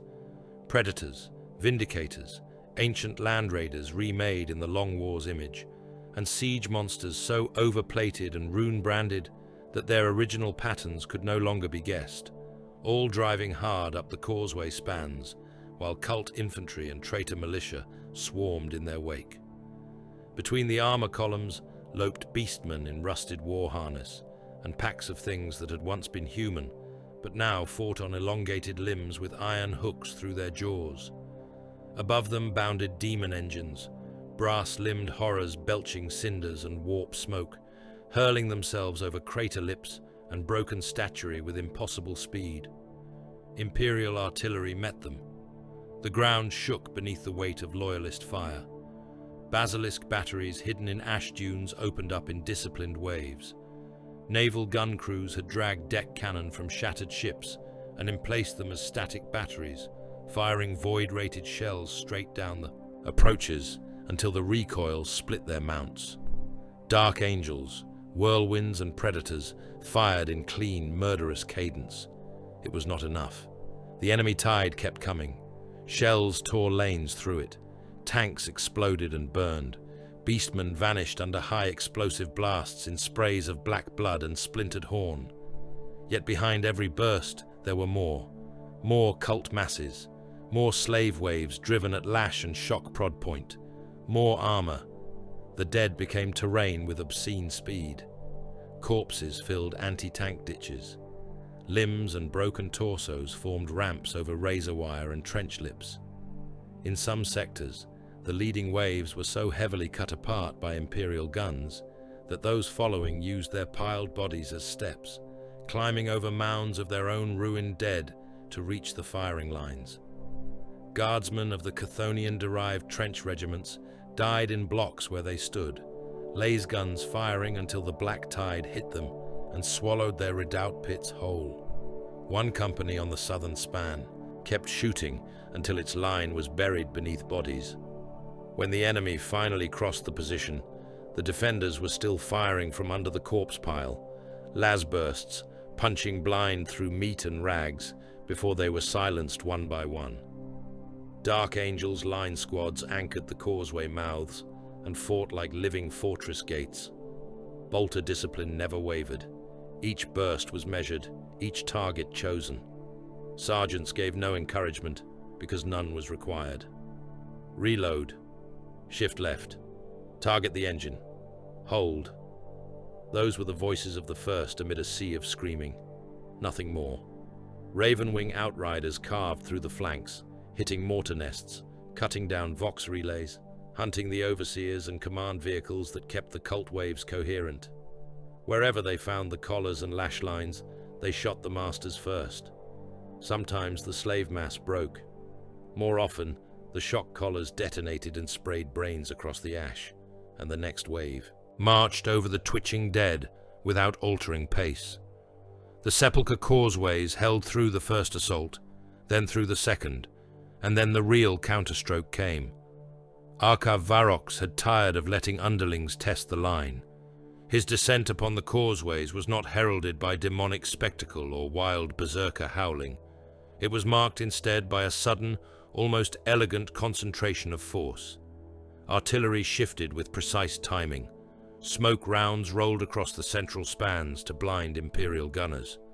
Vox noise spikes crippled local command nets for precious seconds. Then the Black Legion elites struck in layered sequence. Chosen squads advanced in the wakes of shielded breacher tanks, black and gold giants firing from behind moving adamant walls. Terminators teleported into the center-left Imperial bastions in crackling blue storms and began methodically butchering everything inside. Sorcerers in Baroque armor walked amid the advance with staffs raised, turning. Incoming shells aside or lacing trench sectors with warp fire that set men ablaze from the inside. Demon engines crashed into strongpoints already softened by artillery and ripped them open with talons, drills and chainmaws. At the center of it all came Arkhav himself, riding within the assault maw of a land raider whose hull had been plated with the fused skulls of executed governors. When its front ramp dropped, the fortress master stepped into the slaughter like a lord entering his court. Chosen and Terminator guards formed around him at once. His voice rolled over the local bands, amplified across the valley in tones of cold triumph. Behold the first brought low in dust and ash. Behold the Emperor's mongrels dying upon roads they were too weak to claim. Advance, leave none living save those fit for the furnaces. The Black Legion answered in one harsh pulse of vox clicks and old war cant. They hit the Imperial center like a hammer of black iron. The line bent, then it cracked. A whole segment of human defenders simply vanished beneath the combined impact of artillery and armored assault. 2 Dark Angels tanks died nose to nose under melter strikes. A bastion mound packed with Navy survivors exploded from below when a demon engine burrowed beneath it and erupted upward through the floor in a geyser of mud, blood, and broken bodies. Terminators in black and gold punched into the central redoubt and began a room-by-room execution, leaving headless corpses stacked against ammo lockers and command lecterns. Helion Voss felt the collapse ripple through the Vox as suddenly as a dropped heartbeat. For a brief and terrible span, it seemed Arkhav had judged the field perfectly. The Imperial center was opening. Once the causeway core split, the western and eastern spans would become isolated kill boxes. The surface war would turn from hellish to final. Then the mist came. Not thick, not grand, just a pallor gathering where none should have been, threading itself through shell smoke and promethium haze along the shattered center line. It moved low to the ground, clinging around wrecked armor hulls and crater lips. Men who saw it faltered, because some part of them recognized its wrongness at once. Wet earth, old bark, forest rain, scents from a lost world intruding upon an ash desert drowned in blood. The lion entered the breach. He did not descend from the sky. He did not roar challenge. He was simply there where the line had begun to fail, shield raised, fealty black with old blood and new. Around him came a knot of Deathwing and line veterans, but they were only the edge of the storm. The true force of the moment was the Primarch himself. He struck Arkhav's forward elites first. A Black Legion chosen lunged with a crackling glaive and lost both arms at the elbow before he understood the exchange had begun. A Terminator stepped in to shield his lord and took fealty through the faceplate and halfway down the torso, the blade bursting from his spine in a sheet of atomized bone and cooked organs. The lion turned under a chain axe swing that would have split a dreadnought sarcophagus and hammered the Emperor's shield into the attacker with such force that the traitor folded backward over his own shattered spine and went skidding down the causeway in a trail of blood and sparks. No flourish, no wasted movement, only execution. Wherever he passed, the front caved. Black Legion warriors, who would have carved through any mortal regiment by the 100, were reduced to meat and armor fragments in heartbeats. The Primarch's blade did not seem to strike men so much as end them. A parry became dismemberment. A step inside a guard became decapitation. One sorcerer tried to hurl witch flame at point-blank range, and the lion simply drove through it, burning but unbroken, and took the heretic's head from his shoulders before the spell had finished leaving his hand. The effect on the field was immediate and horrifying. Imperial troops who had been on the edge of panic steadied. Dark Angels formations surged with renewed, silent brutality. The enemy, disciplined though they were, felt pressure reverse against them, as if the trench line itself had grown teeth. Arkhav saw it. Of course he saw it. Across the smoke-clogged core of the causeway, his amber gaze met the lion's for a single instant over a field of the dead. Neither charged the other. Not yet. The range was wrong, the press of bodies too thick. The moment belonged not to duel, but to command. Arkhav gave a curt signal, and his inner ring began an orderly withdrawal behind layers of sacrificial infantry and armor wrecks. Even then, his control did not fail. Rearguard lines formed with brutal efficiency. Damaged tanks were turned sideways to create new firing walls. Cultist masses were lashed into the kill zones to slow pursuit. He yielded ground, but not disorder. The lion pursued only as far as the center line required. He was not baited by spectacle. He killed until the breach was closed, until the causeway core was once more an Imperial hold, and then he stopped, standing amid a road made slick with blood and black mud, while bolter smoke drifted around him like incense from an altar of slaughter. By nightfall, if the dim red glow over Varkast's poisoned horizon could be called nightfall, the sepulchre causeways remained in loyalist hands, at apocalyptic cost. The western spans were half buried beneath the dead. Trench sectors had become charnel pits full of severed limbs, burst tanks, drowned men, and the living trapped under both friend and foe, calling for Medicae who would never come. Whole guard regiments had been reduced to a few hundred stunned survivors, holding torn standards above mountains of corpses. Dark Angels companies reported their losses in the same calm tones as ever, but the numbers bit even through Astartes' reserve. Armor lay wrecked in rows. Dreadnoughts burned in their sarcophagi. Apothecaries moved through the ruin with chain blades and gene seed tools, while artillery still thundered overhead. From the command vault, Helion Voss heard one final transmission, routed from deep within the enemy Vox bands, intercepted and stripped of code by the First's Lex mechanics. Lord Arkhav Varrox, speaking to the lower hive overseers and sacrificial priesthood beneath the basin, called Gath Moriel. His voice was flat as a blade laid on stone. Commence total harvest. Empty the basin. Every hab, every sump quarter, every labor cell. I want the population butchered to the last breathing slave. Feed the lower engines until the crucible wakes hungry and strong. If the lion seeks the dark beneath my world, let him find it gorged on millions. The descent began under the bones of Gath Moriel. Above, the hive basin still burned with the last work of its own murder. Millions had been driven from habstacks, sump warrens and labor pits into the harvesting zones, below the basin's transit skin. There they had been cut apart in disciplined sequence beneath gantries of iron and brass. Their blood was not left to waste upon the stone. Varkast was too efficient for that. Every artery opened over channels. Every body part fell where conveyors, hooks and auger moors could take it. The basin had become a tithe wound in the planet's flesh, sluicing lives downward into the dark. The lion entered that darkness with chosen warriors at his back, and no word of ceremony upon his lips. The access route had not been won in triumph. Ravenwing kill teams and line companies had bought it by clearing the basin's outer cogitator towers, while guard survivors died in furnace streets to keep the enemy's gaze on the surface slaughter. Deathwing squads had then driven through a procession of sealed bulkheads and lift vaults, so ancient and overplated that some still bore the half-buried heraldry of forgotten human dynasties from before the Long War had remade the world. Every meter downward had been paid for in blood.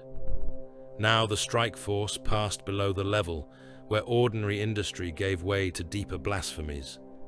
The tunnels widened into catacomb manufactoria, whose ceilings vanished into darkness above forests of pipework and cable trunks. Shrine cities drowned in black coolant spread beneath transparent walkways, their spires half submerged, their saint statues worn down to eyeless stumps by centuries of acidic seep. Bone vaults lined the walls in geometric galleries where the dead had been stacked, sorted and mortared into reinforcement matrices so that femurs and skulls peered from the ferrocrete like pale fossils trapped in wet stone. Vast reactor caverns opened to either side, full of red gloom and the thunder of buried machine hearts. And all through it ran the signs that the warp pressed thin there. Faces bulged from steel plates and slowly withdrew when watched. Steam vents exhaled whispers in voices that were almost words. Dripping chains of skin hung from cable bundles like molted serpents. From ritual gantries high above, fresh gore fell in patient drops to patter on deck plates and helms.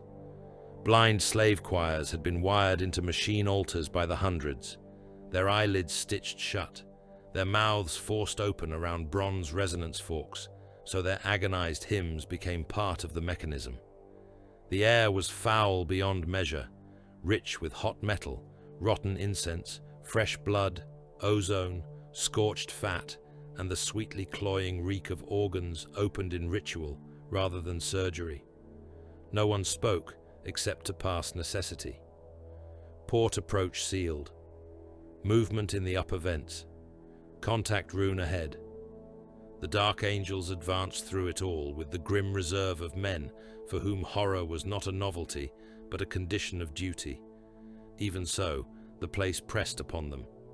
Veteran Astartes found themselves tightening their grip on bolter casings, slick with condensation and old blood. Mortal serfs attached to the force for munitions and signal relay lasted only so far before the pressure in the dark made their breathing ragged and their eyes wild. One collapsed in a fit of weeping when he saw a demon's grin push briefly through a column of reactor steel as though the metal had become water. An interrogator chaplain gave him the Emperor's peace without pausing the march. The lion moved at the front, and in those depths he seemed less like a lord of armies than a hunter returned to the proper shape of his purpose. He did not track by spoor or footprint. He tracked by imbalance, by the places where heat signatures shifted in patterns that spoke of ambush. By the way, smoke eddied wrong at corridor mouths because bodies waited beyond them. By the slight vibration through the deck when armor mass gathered behind blast doors. By intervals in the enemy's fire discipline that told him which route they feared he would choose and which route they hoped to make him take. Varkast beneath the crust was a dungeon of iron, bone, and buried thunder, yet he read it as though it were a forest path in moonlight, each bulkhead a tree line, each echo a branch. Stir, each pressure seal a patch of undergrowth where a beast had lowered itself to spring. Brother Captain Tiber Routh stayed 2 strides behind and to the left, his surviving gauntlet locked around his stormbolter, watching the Primarch's head turn fractionally at sounds no mortal could have heard over the machine roar. "You know where they wait," Routh said at one halt. "I know where they want us dead," said the lion. "That is the same thing." Ahead, the tunnel system branched into 3 cathedral-wide corridors built around a core of descending freight shafts. The central route was broad and straight, lined with dead lumen towers and old devotional bas-reliefs worn into mockery by acid and smoke. The left dropped through maintenance scaffolds into reactor red. The right narrowed between ossuary walls and vanished beneath clouds of heat haze. The lion studied all 3 for the span of a heartbeat. "Center is bait," he said. "Left is kill box reinforcement. Right leads to command relay and pressure gates. They intend to bleed us in the center, then crush us from both sides once momentum commits." He pointed with fealty. "We go right, seal the center behind us, collapse the left when they move." No map had told him that. No Auspex rune could have rendered it so cleanly. The Deathwing obeyed at once, because that was what obedience was for. Far above and yet within the same world, Lord Arkhav Varrox's inner allies descended into argument as the reports confirmed what none of them had wished to hear. The Primarch was beneath the fortress. The Chamber of Conference lay behind the Oculus throne, a vaulted war chapel plated in black iron and lit by chains of censers. Arkhav stood at its head, while his lieutenants spat fury at one another beneath the hovering runes of the lower sectors. Warpsmith Dreor Kool spoke in clicks, and Binharik growls through his grill of brass teeth. The outer failure was the fault of insufficient Bastion compliance. I requested greater shield slave allocation cycles. You diverted them to munitions and surface armor. A dark apostle named Kor Malak rounded on him, Crozius haft grinding against the floor. His skull-faced helm was hooded in strips of stitched skin that still bled. Do not whine to me of resource-strain machine cur. Your forge covenants promise sanctity against intrusion. Now the lion walks through your underworks while you count valves. A rival captain of the Black Legion, Varric Ghoul, scarred almost to featurelessness, and bearing the chain of a Justarin-descended command cohort, bared his teeth. Both of you mistake your failure for mine. Had the basin harvest been completed one watch sooner, the crucible would already be at full waking. Arkhav let them spend their venom until the chamber's heat seemed to sharpen. Then he raised one hand. Silence slammed down. He is below us, Arkhav said. You may continue dividing blame after his corpse is nailed to the sanctum gate. Kor Malak inclined his head. Then let all disputes end in hatred rightly focused. They had better, said Arkhav, because from this moment forward, none of you are rivals. You are walls. If any wall breaks, I will have the survivors flayed and hung as warning to the dead. No one mistook that for rhetoric. Orders spread at once. Possessed elites were unleashed from chain chapels. Terminator reserve cadres shifted from surface transit nodes to the lower vaults. Warpsmith kill teams awakened dormant sentry engines in the crucible approaches. The Dark Apostles' branded zealots flooded the shrine levels to die in stalls and delay the enemy's advance. Arkhav himself remained above for the time being, because he understood command as geometry. His role was not to chase the hunter into the dark. It was to close every exit and make the dark fight on his behalf. Below, the dark obeyed him as best it could. The first true defensive line met the Dark Angels in the ossuary corridors beneath the right branch. The walls there were made not from plain ferrocrete, but from layers of skeletons fused under translucent resin, millions of bones packed shoulder to shoulder into a pale architecture that glimmered under the red emergency lumens. Gun slits had been cut straight through rib cages and skulls. When the enemy fire began, it came from eye sockets and between teeth. Bolter detonations turned the first rank of branded cultists into red weather, their brains atomized against the bone walls in pink-grey bursts. Yet they had served their purpose. Behind the cult, dead rose the real defenders, Black Legion Terminators and warped elites in armor, swollen around the things that lived within them. One advanced with a claw where his left arm should have been. The talons moving before his muscles did as though some other will anticipated the flesh. Another had no helm at all, only a naked face stretched impossibly across a grill of fangs and brass. Every corridor became a slaughter chute. Storm bolters roared in disciplined bursts, each round punching heads open or tearing chunks from breastplates in showers of ceramite and organs. A chain fist screamed through an ossuary wall, and the traitor behind it came apart from shoulder to hip, ribs and vertebrae bursting free in a fan of red-white splinters. A possessed warrior leapt onto a Deathwing knight and bit through one eye lens with a mouthful of needle teeth, only to have his own torso opened from collarbone to pelvis by fealty as the lion passed. Remember, don't forget to like, comment, and subscribe. Support helps. Brains burst on ceilings, arms pinwheeled away. Pressurized blood arced across the low vaulting and steamed on hot pipes. When the center corridor's hidden reinforcements lunged to take the strike force in flank, the lion gave one curt order. Now! Melter charges previously set by the rear squads detonated in sequence. The central branch's support ribs failed. Thousands of tons of old stone, bone, and conduit came down in a roar that drowned even bolter fire. Shockwaves blew cult corpses apart. The flanking force vanished beneath its own route of advance, crushed into armor pancakes and pulp.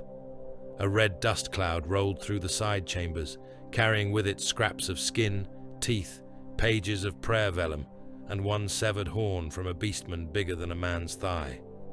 The lion did not look back. He had known the trap would spring because it had to spring. Knowing that was enough. They found the crucible by sound before sight. It was not one noise, but thousands layered together. Humans screaming, metal screaming, the basso throb of reactors under impossible strain.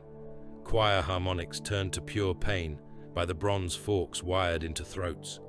A wet, sucking pulse as if some giant hidden beneath the floor drank in rhythm with the machines. The deeper they went, the more the pressure in the air changed. Helm displays fluttered with warning sigils.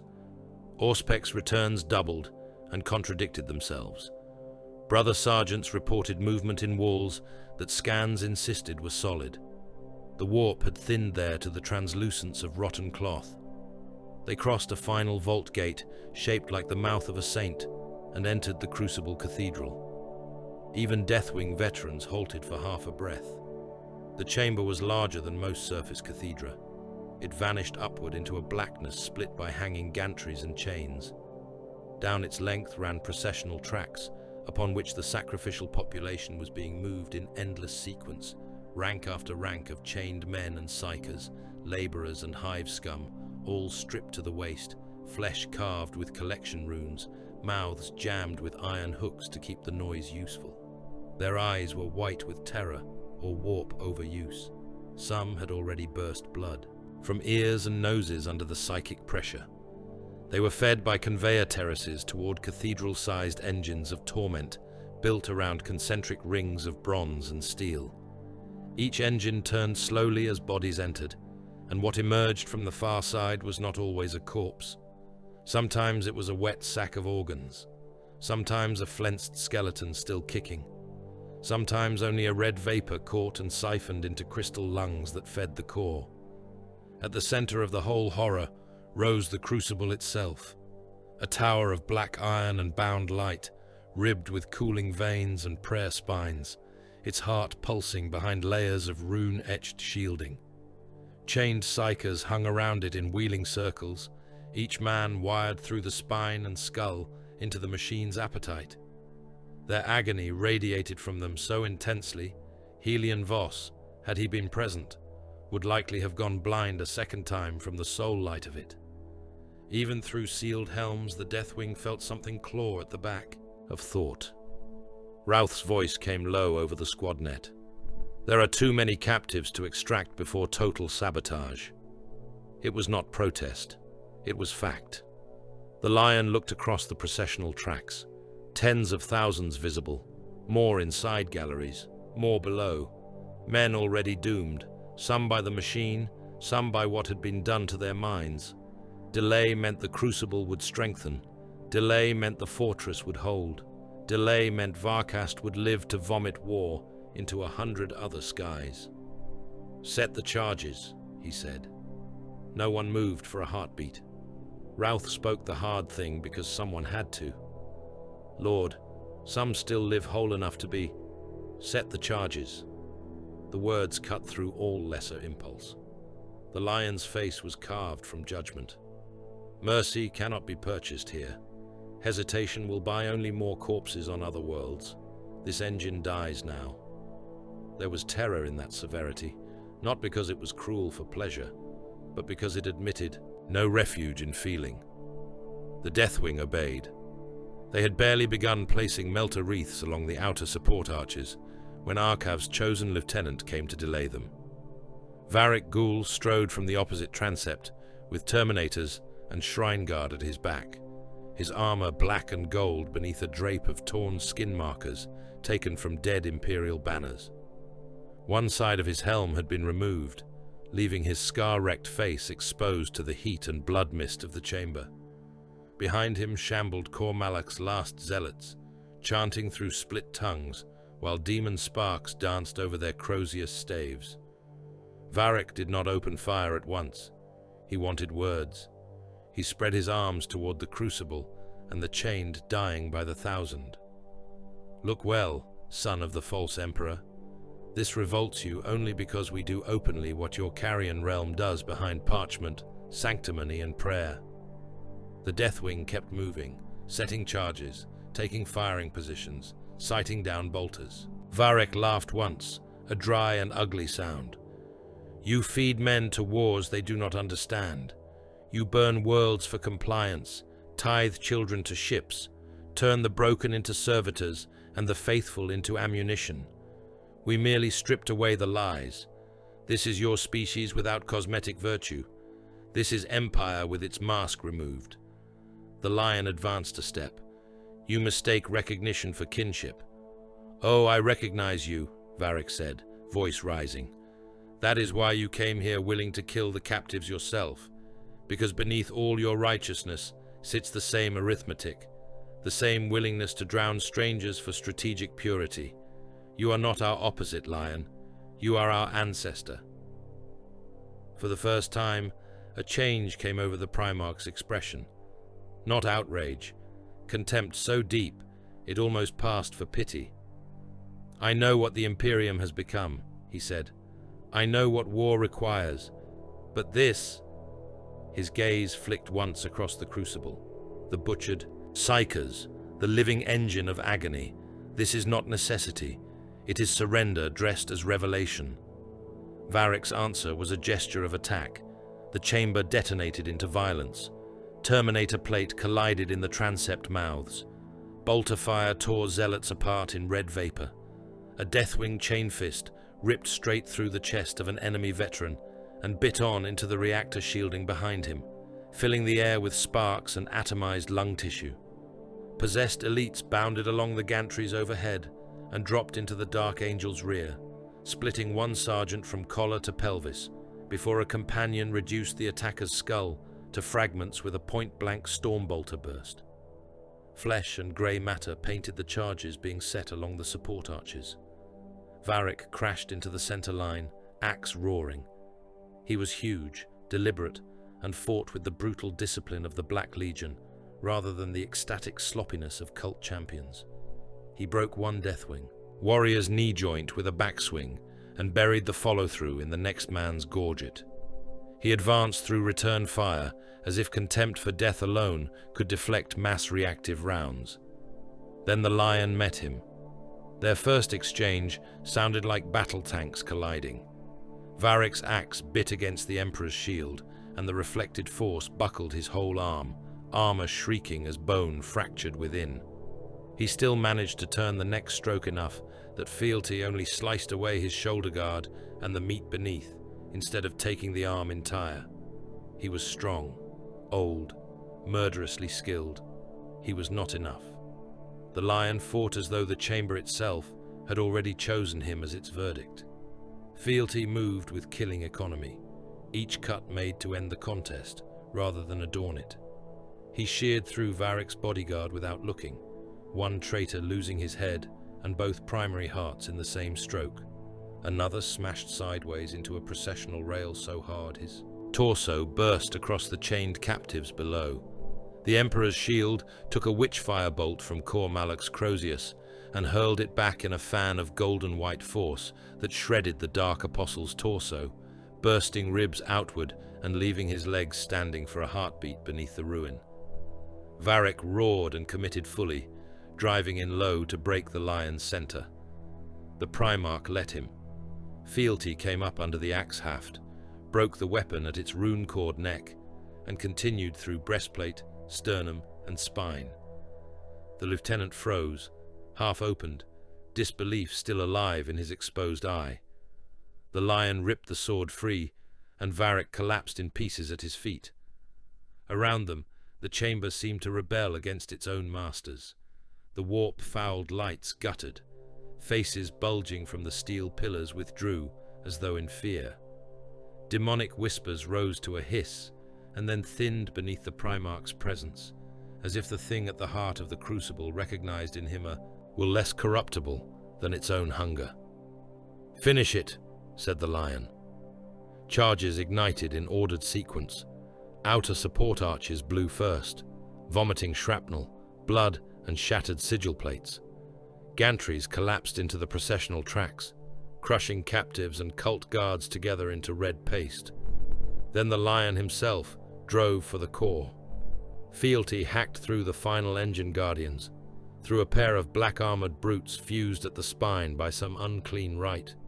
through a shield relay pulsing with stolen agony.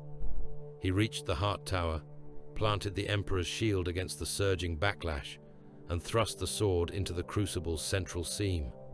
The machine screamed. Not metaphorically, not in the mind.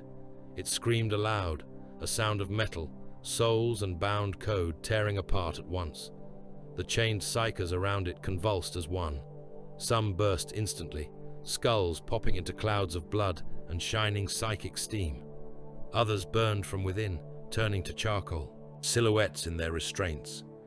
The heart tower split down the middle, vomiting white fire and black gore in alternating sheets. The shockwave hurled terminators from their feet. It flattened zealots. It peeled skin from the blind choir wired into the machine altars and blew their bones clean of meat. The lion stood at the center of it, armor lit with impossible glare, cloak snapping in the storm of escaping force as if he had stabbed a sun. Then the second shield covenant died. Far above, all through Varkast, the result was immediate and obscene. Vox altars shrieked with emergency litanies. Bastion bells rang themselves to pieces. Machine spirits howled through every connected channel. Demonic entities bound in the lower vaults screamed as the harmonics pinning them stuttered. Alarm hymns collided with sacrificial chants, and the raw animal bellow of warp things suddenly aware that a great sustaining pain had been ripped away from them. The entire fortress began to scream. It rolled upward from the depths and outward through every level, a system-wide shriek of klaxons, breaking code, prayer, rage, and demonic anguish, so vast that for a moment it seemed the whole dead world had become a single throat opened under the knife. The scream of Varkast did not end when the crucible died. It deepened. The whole fortress world seemed to clench around the wound driven into it. Sirens became liturgies of panic. Vox traffic curdled into competing layers of command code, machine lament, and blasphemous prayer. Beneath the ash continents and the trench oceans, pressure seals slammed shut in cascading sequence, entombing whole labor tiers and transit levels behind adamant bulkheads so thick that the men trapped behind them would die by inches in the dark before any rescuer could even set a charge. Ventilation systems changed their breath. Poison fog rolled through rebellious hive sectors where the slave mobs had risen at the first tremor of weakness, coughing blood and black froth before they could do more than tear down a few overseers and fire a few stolen guns. In the reserve basins, where populations had been kept in packed millions against future need, the pyres were lit. Hab blocks were emptied at lash point. Whole columns of human stock were driven into furnace cathedra and immolation trenches, their burning rendered upward in sheets of greasy smoke that stained the lower atmosphere and fed the last shrieking wards of the citadel. Lord Arkhav Varrox watched none of it with regret. Within the innermost redoubt of the unconquered spine, he stood in a chamber of black stone and warplate relics, while his remaining masters of war gathered around him, and he made total war into law, with the flat certainty of a sentence already passed. Hollow runes bled over his scarred face.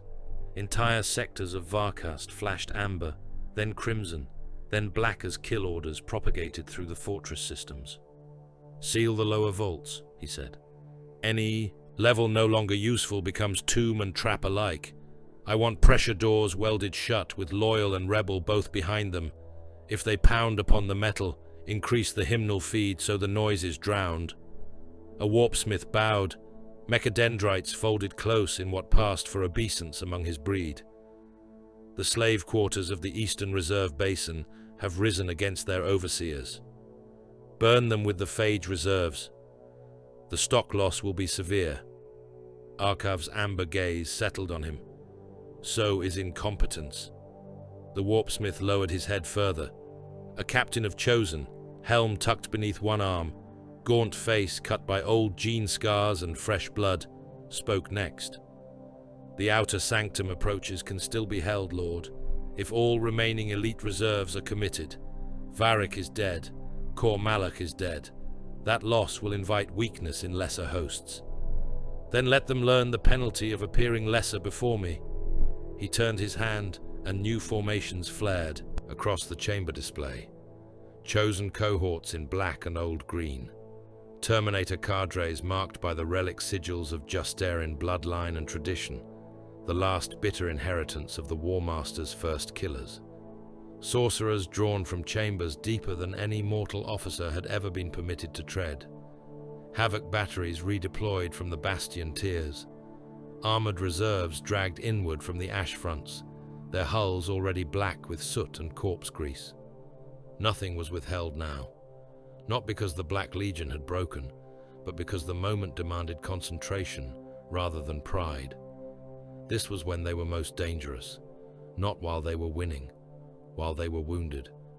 There was no whining in the war chamber, no wild-eyed blame, no collapse into cult hysteria. The warriors of Abaddon's host hardened under pressure the way iron hardened under quench. They understood siege, attrition, and the utility of spite. Where lesser warbands would have become snarling packs.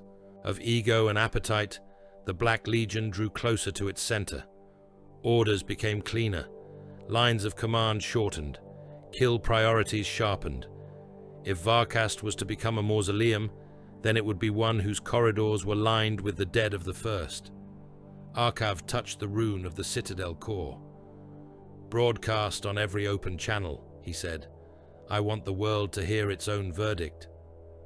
Moments later, his voice rolled out across the dying planet and into the void beyond, spilling from tower loudhailers, trench vox arrays, bastion relays, and the cracked speakers of labor hives, where men still lived long enough to listen. "Warriors of the Long War, thralls of Varkast, hear me. The beast at our gate is ancient, but age is not sanctity. The lion is a relic dragged from a dead age and set shambling before you by a corpse throne, too weak to save its own domains. Let him come. Let him tread the blood of a billion and call it justice.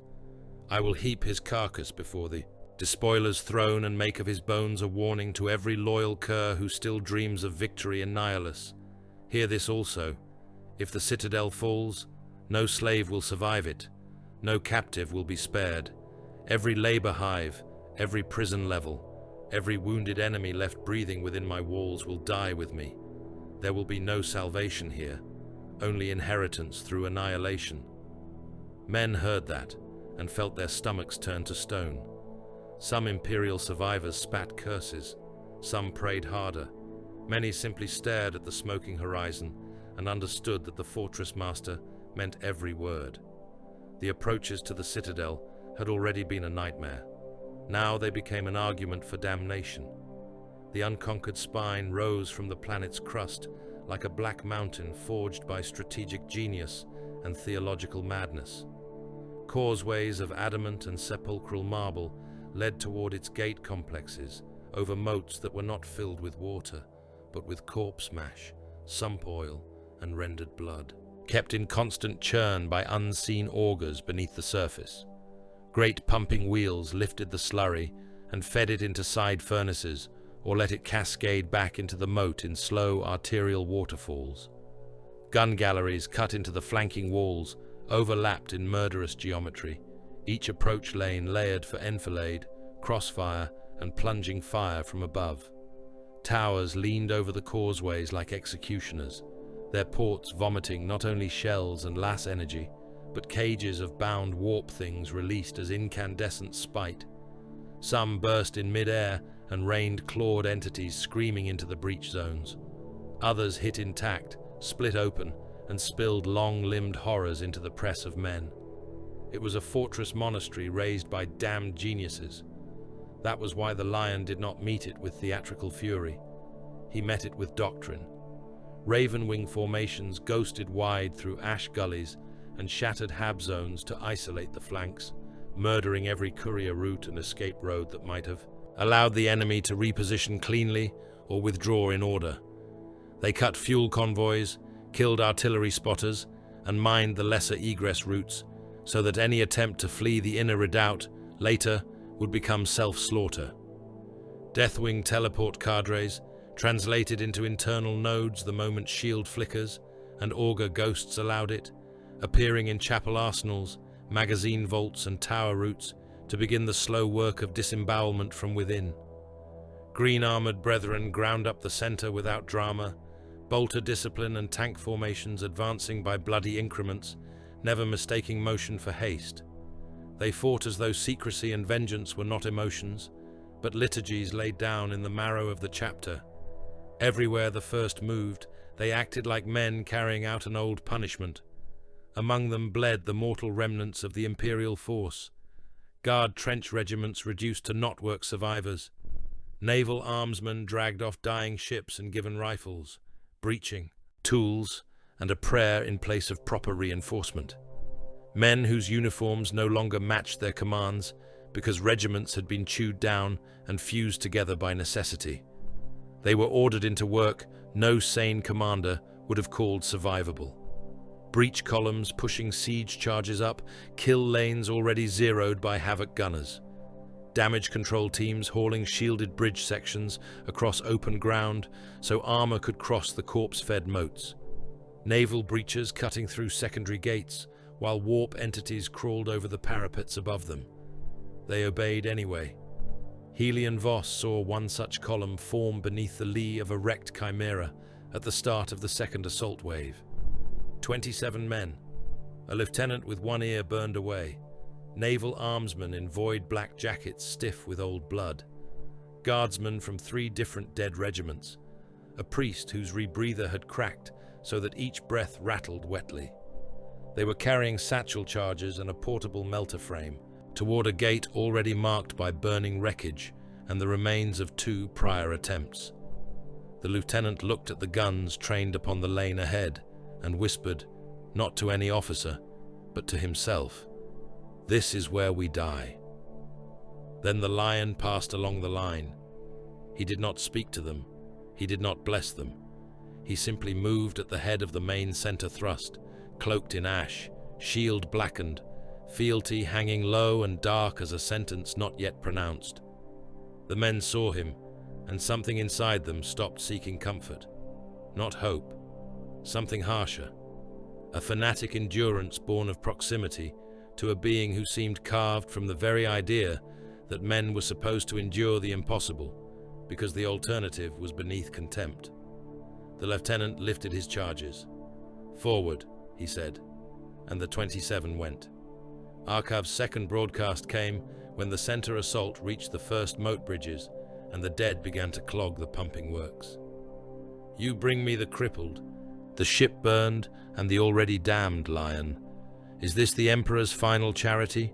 To spend the broken so a Primarch may posture in their blood?" Static answered him for several seconds.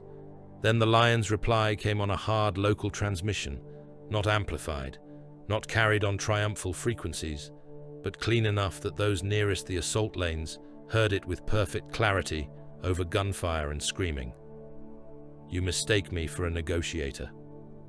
Friend and foe alike seemed to freeze for the fraction of a second required to feel what those words meant. Then the assault hit in full. The penultimate storming of Varkast was not glorious. It was not noble. It was a massacre on both sides so dense and intimate that language seemed too clean for it. Human bodies went under tracks and came up as slurry. Heads burst under mass-reactive shells and painted firing steps in red and grey. Havoc autocannon teams stitched whole breach crews into ragged halves before Deathwing teleports, bloomed among them, and turned the gun pits into chambers of exploding organs and shattered helms. Terminators hammered each other apart in smoke so thick it had to be swallowed before it could be breathed. Men wounded on the lower stairwells slid in sheets of blood running down from upper landings and drowned face down when the next wave trampled over them.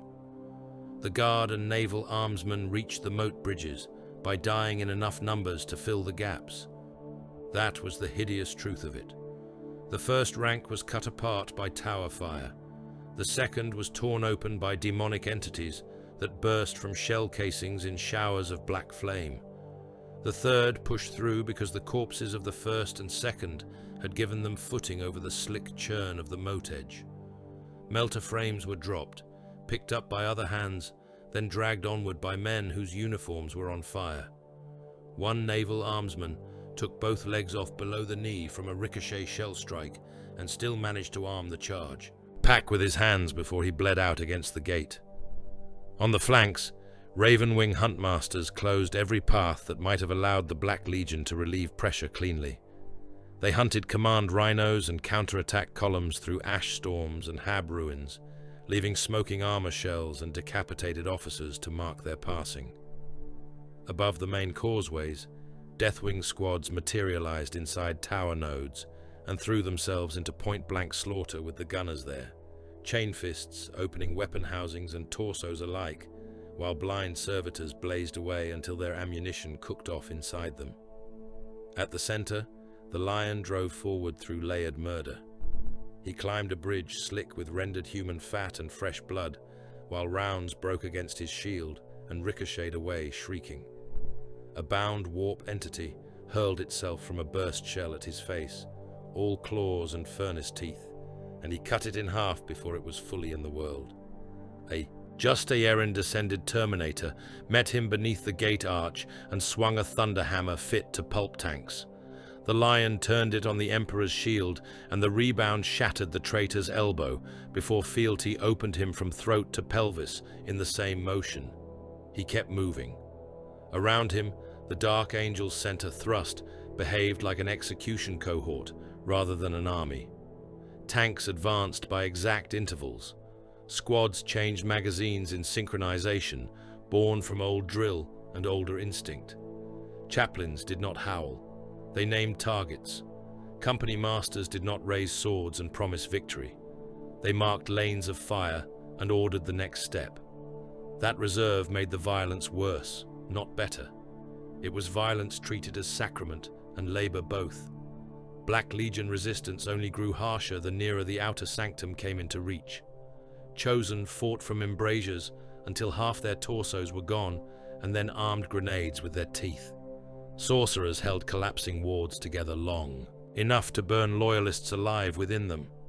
Havocs chained themselves to firing platforms so their broken legs or opened guts would not topple them from the kill steps. Armored reserves counter-rammed into breach points at suicidal angles, turning dead tanks into instant barricades. Even as men died by the thousand, the enemy retained coherence. That was the true nightmare of them. They did not become less formidable when losing. They became concentrated malice. Brother Captain Routh took a power maul strike to the helm that split one lens and caved in the skull beneath enough to flood his rebreather with blood. He kept issuing target orders through the red froth. A line brother beside him lost his lower jaw to heavy bolter fire and still reloaded his weapon before dropping.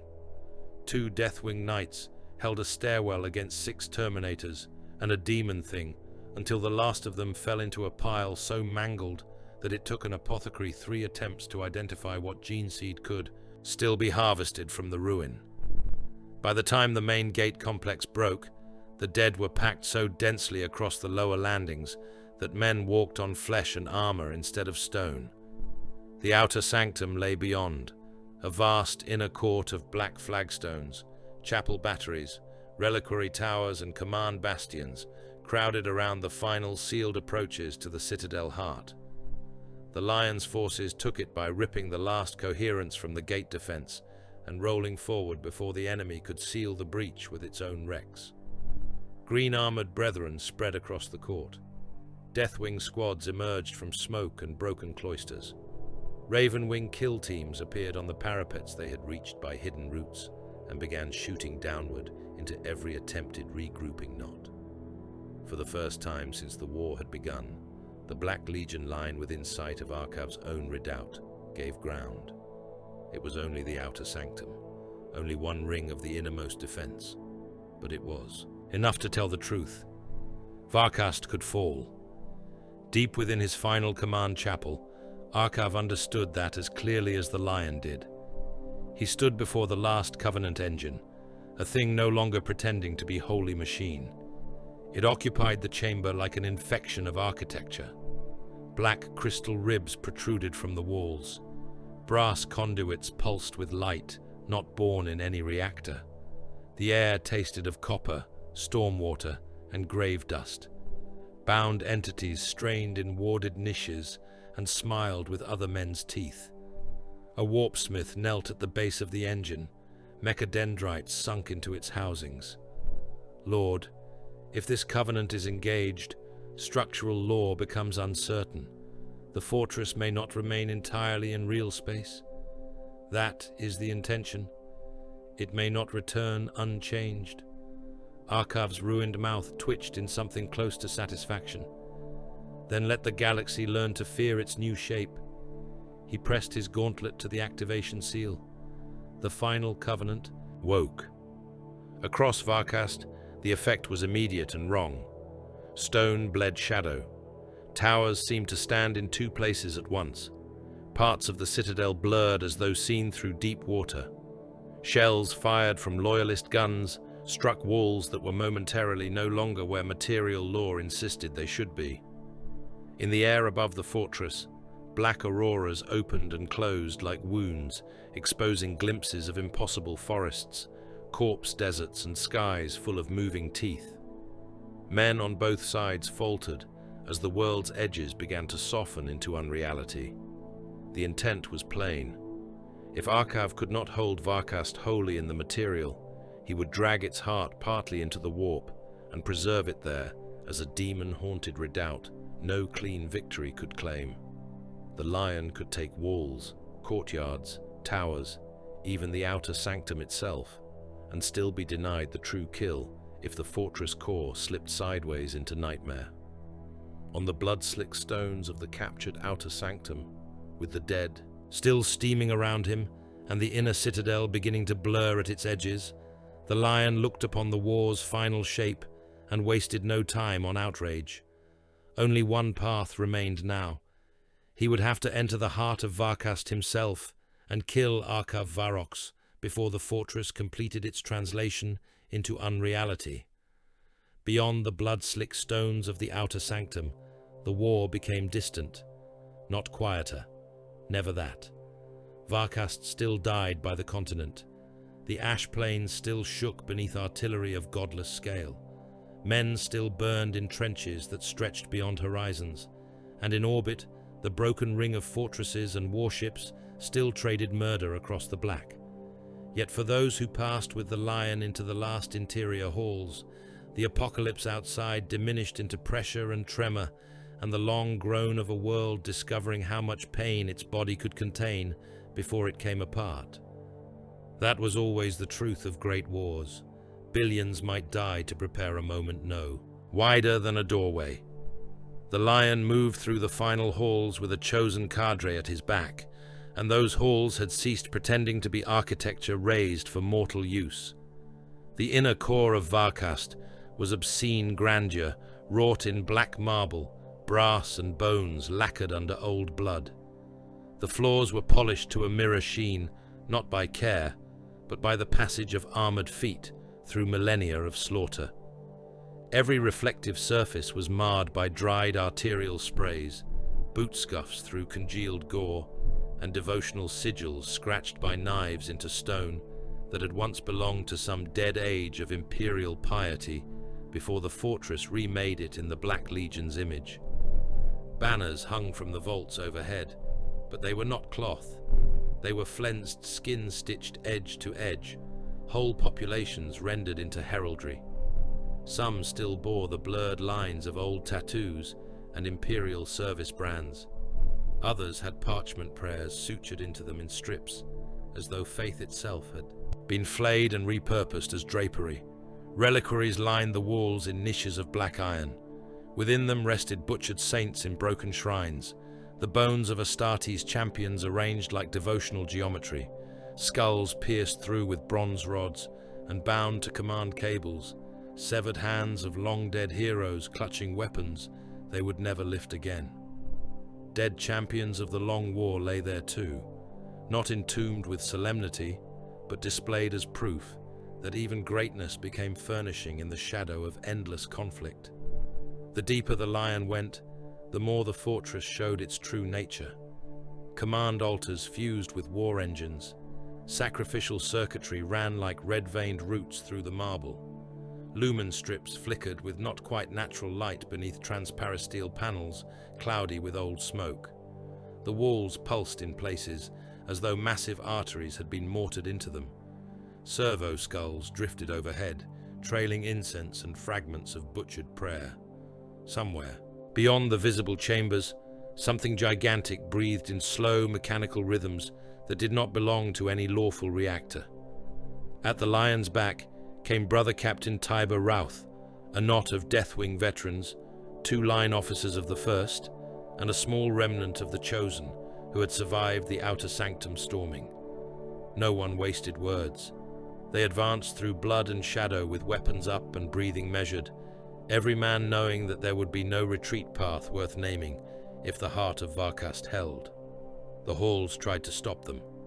Black Legion elites struck in disciplined packets from alcoves and murder galleries, not to win the battle outright, but to trim seconds from the Lion's advance and offer those seconds to Arkhav Varrox. A pair of Chosen stepped from a chapel mouth and died before their guns fully rose, Fealty taking one through the helm and gorged in a blow that split his spine from his torso, while a Deathwing hammer collapsed the other's ribcage inward, so violently that burst lungs and broken hearts sprayed the wall behind him. A sorcerer, hidden within a reliquary court, loosed a spear of violet ruin that should have cored a battle tank.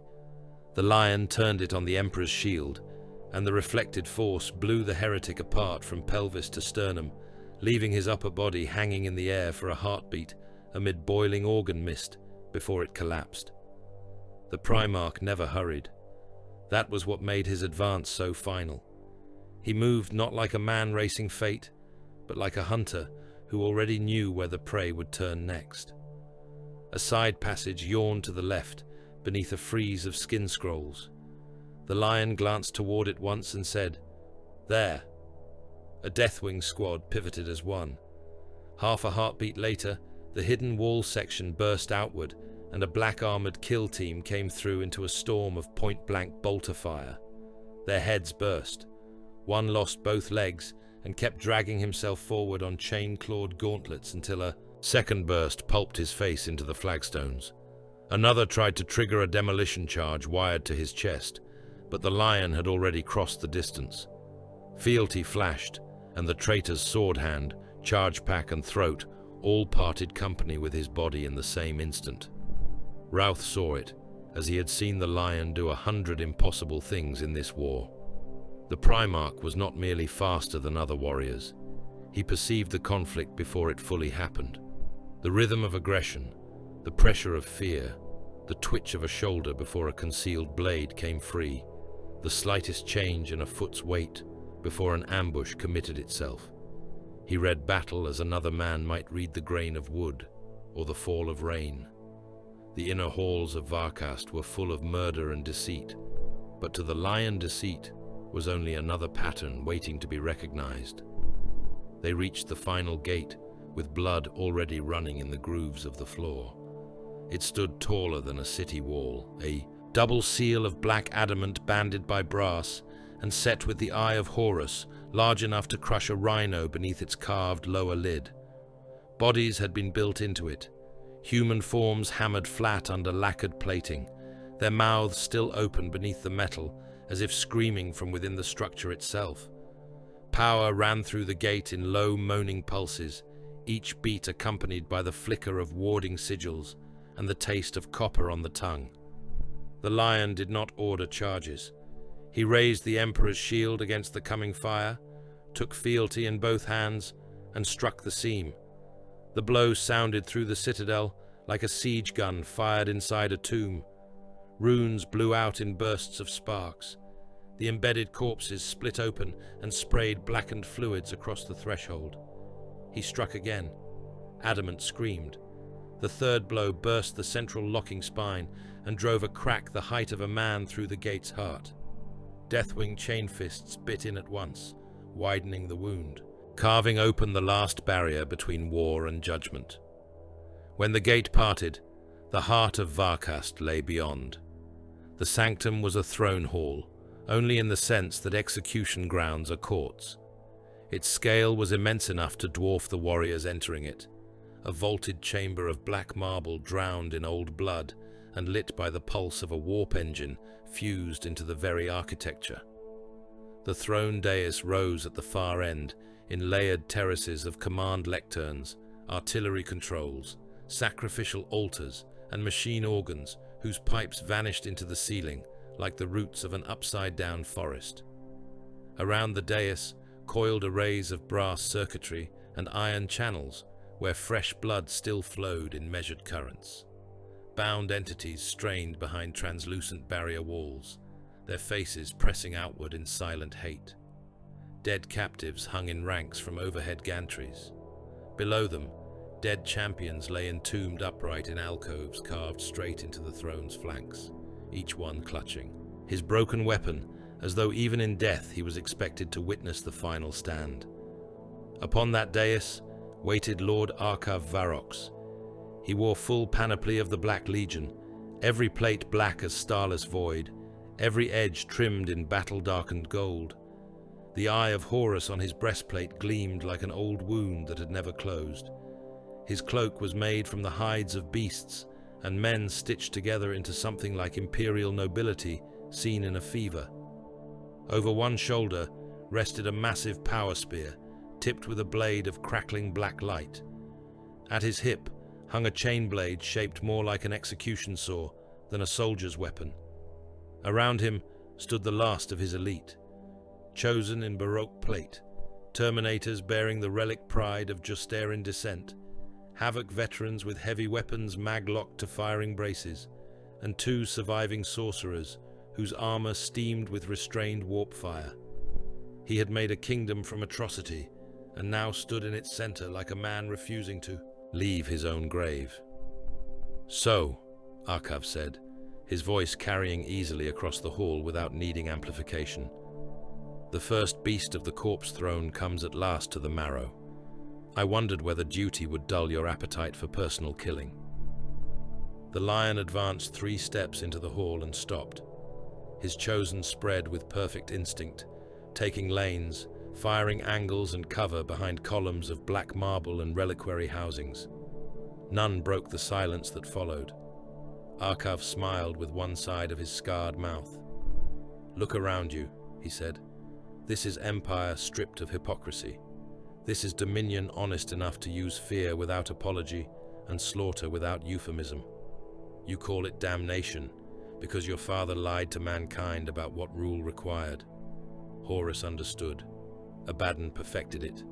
The weak kneel, the useful die, and the survivors build the next war atop the bones of the last. That is truth. Not your parchment laws, not your corpse prayers. Truth."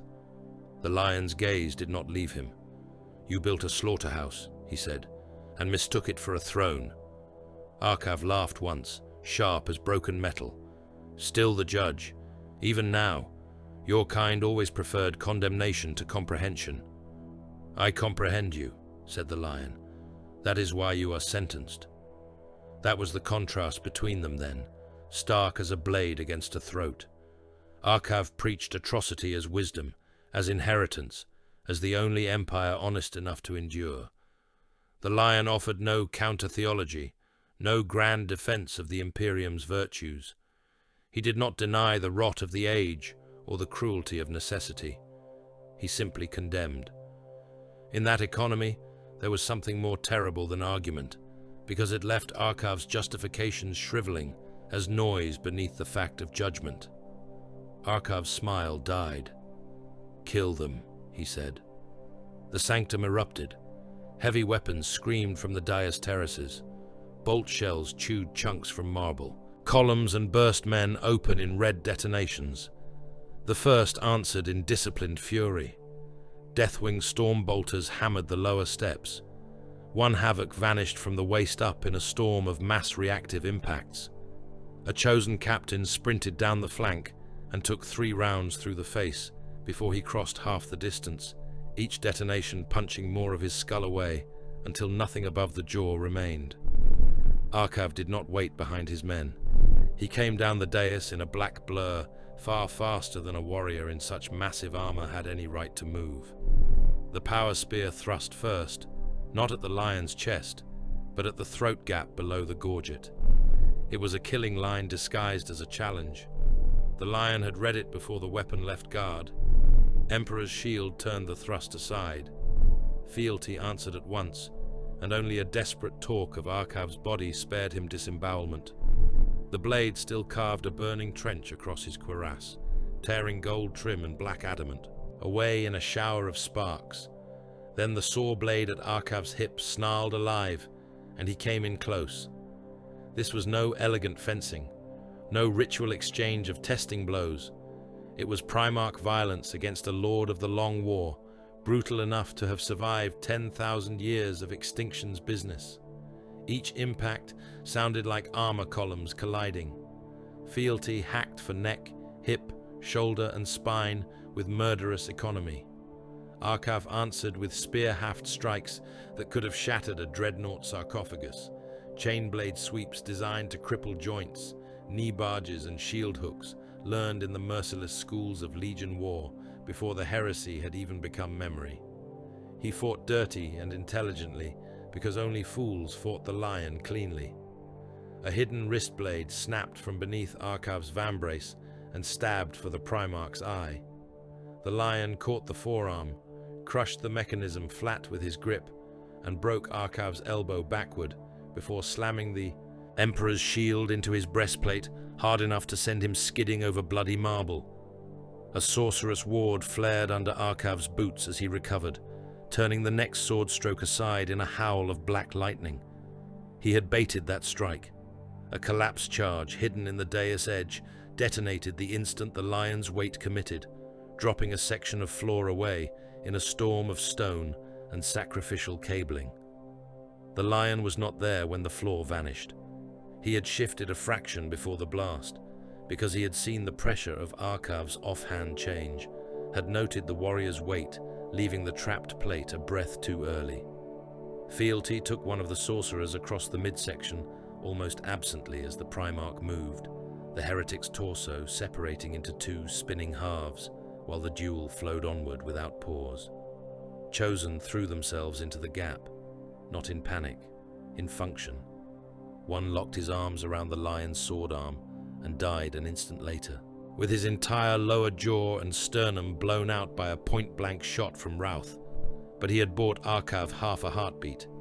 Another hurled himself beneath Fealty's arc and took the blow through skull and shoulders, so his lord could step in behind the corpse with the power spear reversed low for the kidneys. The lion pivoted, let the dead weight of the interposed warrior fall, and drove his boot into Arkhav's knee with such force that old ceramite cracked and bone burst under it. Arkhav staggered, snarling, and still the chain blade came up. It raked sparks across the Emperor's shield and kicked back in a shriek of abused teeth. Around them, the Sanctum War narrowed into pockets of hideous intimacy. Terminators hammered each other apart at the foot of the dais, while blood from burst command crews ran down the steps in slick red sheets. Routh took a heavy bolter round through the shoulder and kept firing one-handed until a Deathwing veteran stepped in front of him to receive the next burst with his shield. A Havoc gunner fired until a line brother vaulted the weapon brace and buried a combat blade through the traitor's visor grill, twisting until brains slopped down the backplate. Arkhav retreated 3 paces and spat blood onto the marble. "You see it, do you not?" he hissed. "The thing beneath your own judgment, the willingness, the pitiless sum. You are closer to me than to the carrion masses that worship you." "I am nothing like you," said the lion. Arkhav bared his teeth. "No, you are worse, because you still pretend this is verdict rather than appetite." He triggered the next trap with the word. Sacrificial charges built into the blood channels detonated up the center of the hall. Corpse slurry, fire and shards of black stone erupted between them.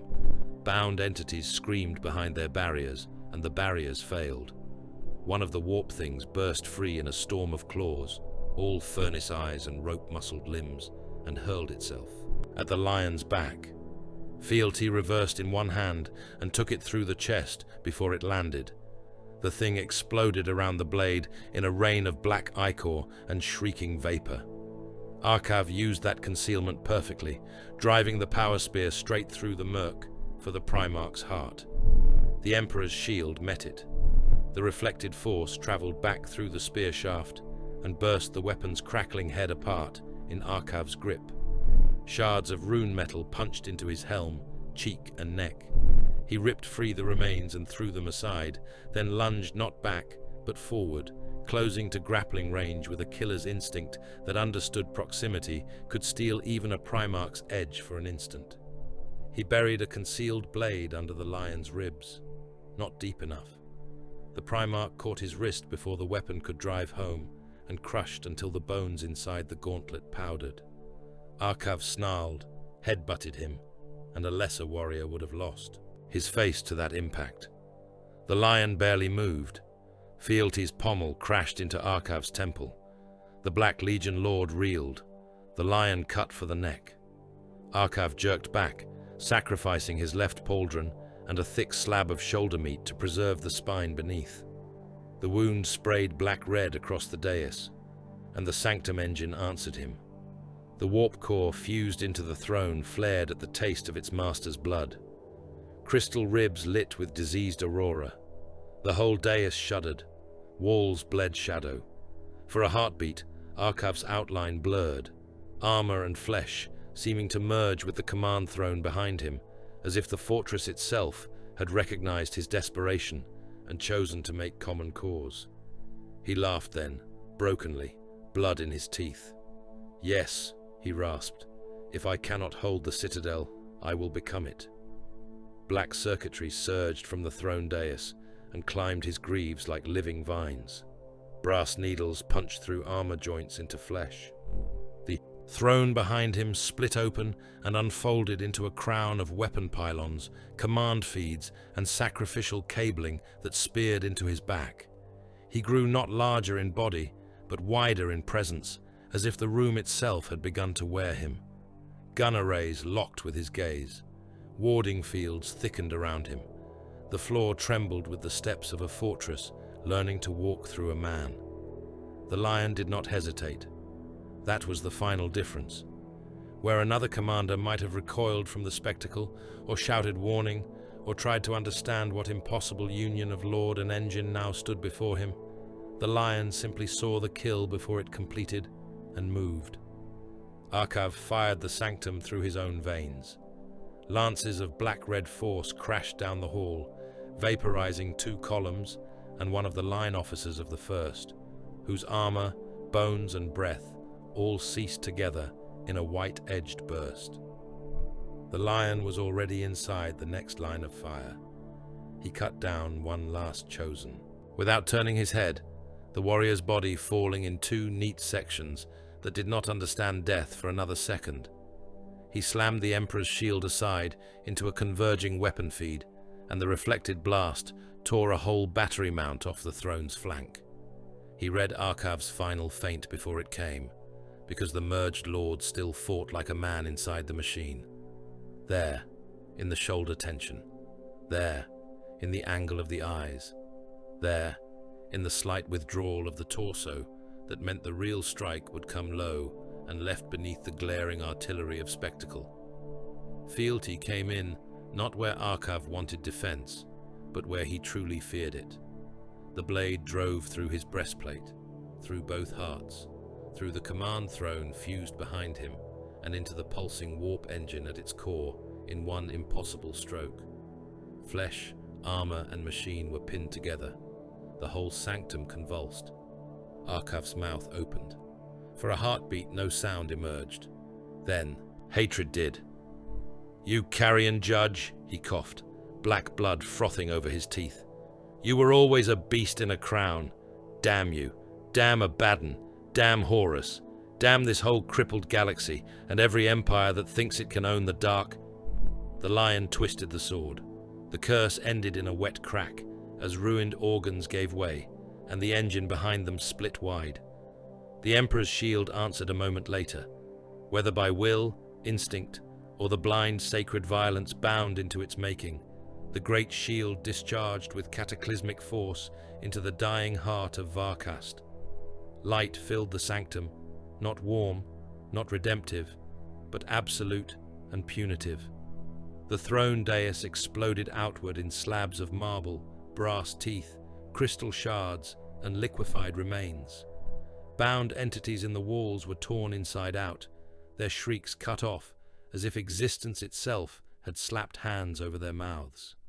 Routh and the surviving dark angels threw themselves behind whatever cover remained as the chamber became a furnace of collapsing law. At the center of it all, Arkhav Varrox ceased to be a lord, a fortress master, or even a corpse in the proper sense. He became wreckage nailed to the broken heart of his own creation, and Varkast began to die for true. The shields went first. Every surviving warrior on both sides felt it in the same instant, from the trenches of the ash continents to the void bastions above. The last veil around the fortress flickered and vanished. Then the structure itself began to fail. The warp bleed that had been opening outward turned inward on itself in ravenous collapse. Towers blurred, sharpened, then cracked. Hallways split under impossible pressure. Command runes across every level went to madness or black silence. The world groaned as if some gigantic hook had been driven into its spine and now pulled. In the sanctum, black marble split under the survivors' boots. Fire poured upward through blood channels. Reliquaries toppled and shattered, spilling saint bones, champion skulls, and broken blades across the floor. The immense roof above them screamed as support arches gave way one by one. Routh pushed himself upright through falling stone and looked toward the lion. The Primarch stood amid ruin and bursting light, fealty still in his hand, his armor blackened, scored and blood-soaked beyond all heraldry. Around him, friend and foe alike were beginning to understand the final truth. There would be no holding action now, no renewed line, no measured withdrawal. The whole world was coming apart. Varkast did not die all at once. A fortress world of that magnitude could not be granted even the mercy of sudden ruin. Its death came in stages, as if the planet itself refused to understand that the heart had been torn out and that all obedience, all pain, all industry, and all murder sustained in service to that heart had become directionless convulsion. The first stage was blindness. Across the void, the remaining bastions of the ring lost the last clean synchronization of their guns and shields. Some went dark at once, their machine spirits howling down into silence as power feeds collapsed and command liturgies terminated mid-syllable. Others kept firing after the logic guiding them had already died, lashing the dark with wild lance discharges that tore into their sister stations, into drifting wreck fields, and into the backs of Black Legion extraction craft trying to claw free of the dying world's gravity well. One bastion cracked open along its equator, where delayed sabotage and core overload finally met. Fire bloomed from the wound in a line so bright it made the nearby stars look weak. Debris and burning crew were hurled out in a spreading halo, and for a few impossible moments, the whole station seemed suspended between life and annihilation before the ammunition galleries went up and turned it into a wheel of flying iron and human ash. The second stage was seizure. The tectonic guns, buried beneath Varkast's crust, those continent-sized engines that had once hurled fortress-breaking shells through the heavens, lost their lock discipline and began to discharge into the body of the planet itself. One fired under the western ash continent and split a mountain chain open from root to summit. Another overpressured in its cradle and punched a shaft of molten ruin straight up through 3 hive sectors, blasting hab towers, labor stacks, and whole slave districts into the poisoned sky as incandescent masonry and screaming silhouettes. Fault lines raced across the dead world's skin. Trenches became canyons. Canyons became fire mouths. Mantle glare shone upward through the cracks, turning the lower clouds red as open flesh. Then came panic. It moved faster than any shell and farther than any order.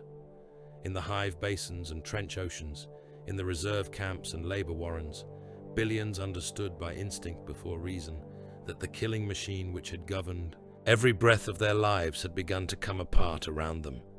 Slave masses broke restraint. Overseers shot until they were buried beneath the people they had owned. Cultists shrieked prophecy and trampled one another in the transit mouths. Mutant packs surged toward spaceports already burning. Armored columns tried to redeploy through streets clogged with flesh and wreckage, and only succeeded in grinding more bodies into the paving. Stampedes crushed men flat against bulkheads. Bombardments turned escape routes into butchered lanes. Warp breach storms opened briefly in the lower districts, and those caught within them died in forms the eye rejected and the mind could not fully carry away afterward. Yet the Black Legion did not simply disintegrate. That was the last insult Varkast offered to its executioners. Even with its citadel peeled open and its command heart destroyed, the sons of the Long War remained what they had always been at their strongest: organized malice under iron discipline. Surviving captains seized local control before panic could become total paralysis. Extraction thrusts formed with brutal speed. Chosen and Terminator cadres punched lanes through collapsing sectors so that fleet officers, warpsmiths and relic cargoes might still be drawn off-world. Havoc teams set up rearguard firebases in the ruins of shrine towers and hab crowns, laying down methodical kill screens while transports lifted. Boarding flotillas launched from still-functioning docks and attacked crippled Imperial ships not out of frenzy, but to buy minutes, slaves, munitions, and void room for the remnants of the Black Legion host. In defeat, they proved exactly why they were feared. Helion Voss saw that truth from the blistered command deck of the Sanctity of Wrath, where emergency lights flashed through smoke, and the dead were still lashed to their stations because there had been no time to carry them away. The battlecruiser had clawed itself into a high orbit with one engine stack bleeding plasma and half its auger choir burned blind. Around it, the broken remains of the Imperial fleet fought not a clean victory parade, but one more desperate naval war above a dying planet. Black Legion raiders came at them through the burning debris with all the old, disciplined spite of executioners denied their scaffold. One crippled strike cruiser, its prow gone and its flanks afire, still managed to turn broadside and spear the Imperial escort, Faith of Jern, with a lance volley that sliced the smaller vessel in two. Boarding torpedoes launched from dying bastions punched into loyalist hulls, even as those bastions broke apart behind them. Counterboarding actions flared across the void. Men fought in ruptured corridors and chapel decks, while the world beneath them cracked open like rotten bone. Helion stood at the brass rail, with his blind eyes turned toward what no mortal should ever have seen, and felt the warp convulsing. The death of Varkast was not clean enough to leave the immaterium undisturbed. It dragged at the veil. Great psychic tides recoiled from the severed fortress, as if some vast predator in the deep had been gutted and was now poisoning the water around it with its last black blood. Reports hammered across the Vox. Port transit lost to boarders. Bastion fragment strike on lower hangars. Enemy extraction cluster lifting from the northern yards. Dark Angels request lance priority on all outbound heavy hulls. No one on the bridge mistook what was happening for salvation. This was extermination war in the strictest and ugliest sense of the term. The Lion had broken the fortress, but that meant only that the work of making certain it never rose again had begun in earnest. On the surface, the First conducted that work with pitiless thoroughness. Raven-wing formations hunted every retreat column that might have carried relics, command staff, or salvageable engines clear of the ruins. They struck through habfire and ash squalls, black bikes ghosting between collapsing towers and burning trench lines, cutting convoy heads and tails before scything into the trapped center with bolter fire and plasma bursts. No warning, no quarter. If a transport still moved and bore the marks of Varkast's war machine, it died.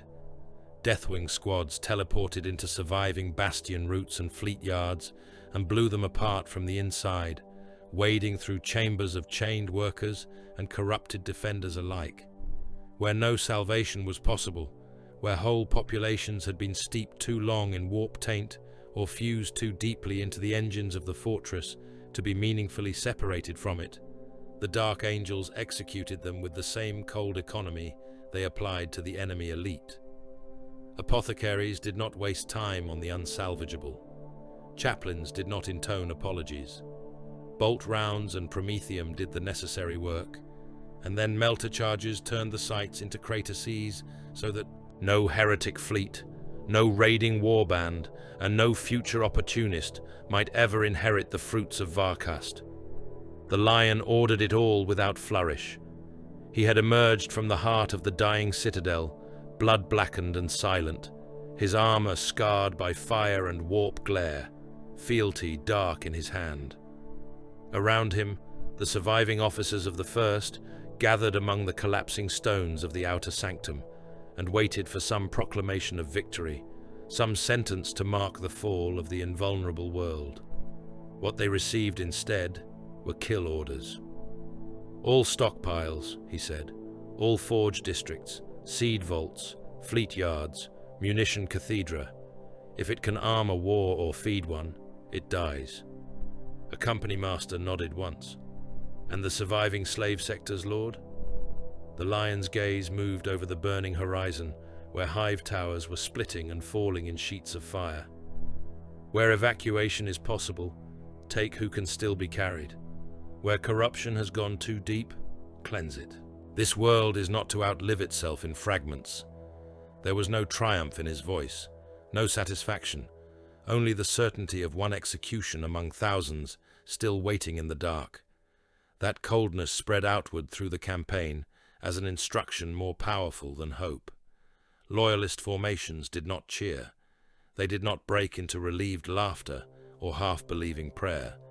They simply resumed killing and demolition with the renewed endurance of men who understood that even after achieving the impossible, the price was not yet fully paid, and the price kept rising.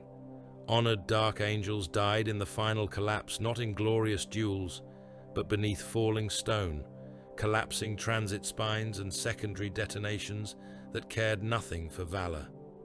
A Deathwing Knight who had held the Eastern Sanctum stair through 3 countercharges vanished beneath a tumbling chapel tower before his brothers could drag him free. Brother Captain Tiber Routh, helm shattered and one arm useless, led the extraction of 2 wounded squads from a buckling bastion, only for a tectonic rupture to split the causeway under them. He threw one line brother across the gap before the stone tore open and swallowed him with 20 others into fire so deep no body could ever be sought. Guard regiments that had survived the ash plains and the causeways erased themselves, buying evacuation time at the landing fields, standing against Black Legion breakout thrusts and swarming slave stampedes until ammunition ran dry and the enemy or the planet killed them where they stood. Naval armsmen held docking perimeters under falling debris and demon wind until the transports lifted, then disappeared beneath hab collapses without so much as a name rune transmitted back to the fleet. There would be no memorials worthy of all of them. Too many had died, and too little of them remained. On the western continents, the great trench systems collapsed inward as mantle fire undermined the ash plate beneath them. Entire armies vanished in those sinkings. Men marching in ordered files were there one heartbeat and gone the next, swallowed by red fractures that closed over their screams in sprays of molten stone. Hive sectors burned from below as the planet's deeper fires reached the skin. Tall towers leaned, softened and folded in on themselves, throwing up clouds of incandescent dust full of bodies and shattered icons. The corpse-fed moats of the citadel overflowed as the pumping engines failed, vomiting blood, rendered fat, industrial poison, and pieces of the dead down through broken gateworks in red-black cataracts. In orbit, the sight became impossible even by the standards of the age. Helion Voss, stood with one hand on the rail and felt the survivors around him forget speech. The invulnerable fortress world had begun to peel open like a carcass split for rendering. The central citadel, once ringed in shield light and arrogance, was cracked along its spine. Whole segments of the unconquered spine sloughed outward into the airless dark, still burning, still shedding little strings of fire that were in fact ships, transports, and falling towers. Around the world, debris fields blazed. Burning ships fell planetward, trailing atmosphere and crew. Bastion remnants tumbled in silence through expanding halos of wreckage, while lance exchanges flashed among them like the last reflexes of severed nerves. Even blind, Helion sensed the scale of it, the mass death, the unraveling iron, the wound in the warp drawing shut over poison. He had believed once that the Imperium might still be saved by nobility if only enough brave men stood hard enough before the dark. That old dream had died on other battlefields already, but Varkast killed the corpse of it beyond all revival. This world had not been taken by nobility. It had been taken by a colder and more terrible violence than the enemy believed the Imperium could still wield. The Lion had won not by purity, not by mercy, not by some higher moral force that caused the traitors to recoil before the rightness of his cause. He had won by out-hunting them, out-calculating them, and accepting a scale of necessary brutality that even Varkast had misjudged. That was the truth. It sat in Helion's chest like ice, and yet, against all reason, it had saved worlds. He knew the neighboring systems by their astropathic signatures. He had felt their fear for months, starving worlds, isolated bastions, shrine moons clinging to faith, while Black Legion musters gathered in the dark. If Varkast had endured much longer, those places would have been harvested one by one into the same machinery now burning below. They had been spared, not forever, not safely, but for now, by a being capable of answering atrocity with something even less sentimental. On the ground, the final extractions and purges continued. Dark Angel's Thunderhawks lifted with wounded gene seed caskets, and only those civilians who could actually be taken without destroying the operation. Elsewhere, demolition charges reduced forges to molten bowls. Reactor overloads turned shipyards into rising suns. Seed vaults and reserve silos went up in chain detonations that shook the last standing walls flat. When Ravenwing scouts identified one hidden launch field, still attempting to send Black Legion officers and relic cargo into orbit, the Lion diverted the last surviving battery of siege tanks to it without hesitation. The field died under shellfall so colossal that armored hulls were tossed into the air like children's toys, and the whole basin became one smoking crater full of burning fuel, ruptured bone, and twisted landing struts. A surf officer, his face half flensed by a near miss, dared ask whether any of the labor pens near that field had been cleared first. "No," said the Lion. The surf bowed and asked nothing more. At the end, when Varkast no longer resembled a fortress world so much as a mausoleum in the act of collapsing into its own grave, the Lion walked from the ruin through ash and ember fall, with a handful of surviving warriors around him. Those who saw him in that hour remembered less the details of his armor than the impression. A giant in green and blood black, walking out of smoke and fractured light, as if old judgment myths had been made flesh and sent into the age of ruin to remind it that punishment was still possible. He did not acknowledge the stares of guardsmen, serfs, or wounded Astartes. He did not pause at the sight of the dead he had spent. He looked upon Varkast's death throes as a man might look upon the felling of a diseased tree after a long and bloody labor of chopping. Necessary, not enough. By the time the last Imperial hulls disengaged from low orbit, the broad arithmetic of the campaign was already being compiled by the surviving cogitators and astropathic clerks. Billions dead on Varkast and in the surrounding void. Fortress eliminated. Orbital Bastions destroyed or rendered unsalvageable. Major Black Legion offensive delayed. Multiple neighboring systems spared immediate invasion. Loyalist fleet crippled but extant. Dark Angels casualties severe among veteran formations. Guard contingents effectively annihilated. Industrial capacity of the enemy node reduced to ash and magma. Enemy commanders of significance unconfirmed among escapees, save for Lord Arkhav Varrox, judged dead at the Sanctum Core beyond credible dispute. The reports would spread slowly through Nihilus, because nothing spread quickly through that haunted half of the Imperium anymore. Still, they would spread. From bruised naval pulpits, from astropathic choirs coughing blood after relay, from the mouths of soldiers who had seen the impossible and would spend the remainder of their lives trying to make others believe it. They would speak of the ruin of Varkast, of the invulnerable fortress world split open at last, of the billions who died there and the Primarch who did not flinch from what it cost, of black-armored traitors who fought like kings of the damned even as their world burned under them, of the lion emerging from places no ship had entered, as if walking through mist and nightmare to butcher traitors in chambers they had thought too deep and too hidden for any vengeance to reach. Those tales would not bring comfort, they would spread like warnings. On the bridge of the sanctity of wrath, Helion Voss felt the planet's final great convulsion shudder through the warp. Then even that began to dim, drowned beneath distance and the fresh agonies of a galaxy that had not changed nearly enough in the taking of one world. He rested both hands on the brass rail and bowed his blind head. Varkast was gone. The war had only widened. Somewhere beyond sight, in the black reaches where broken fleets limped and traitor captains gathered what remained of their strength, the Black Legion would carry this humiliation like a brand, and one day the Dark would answer it with something worse.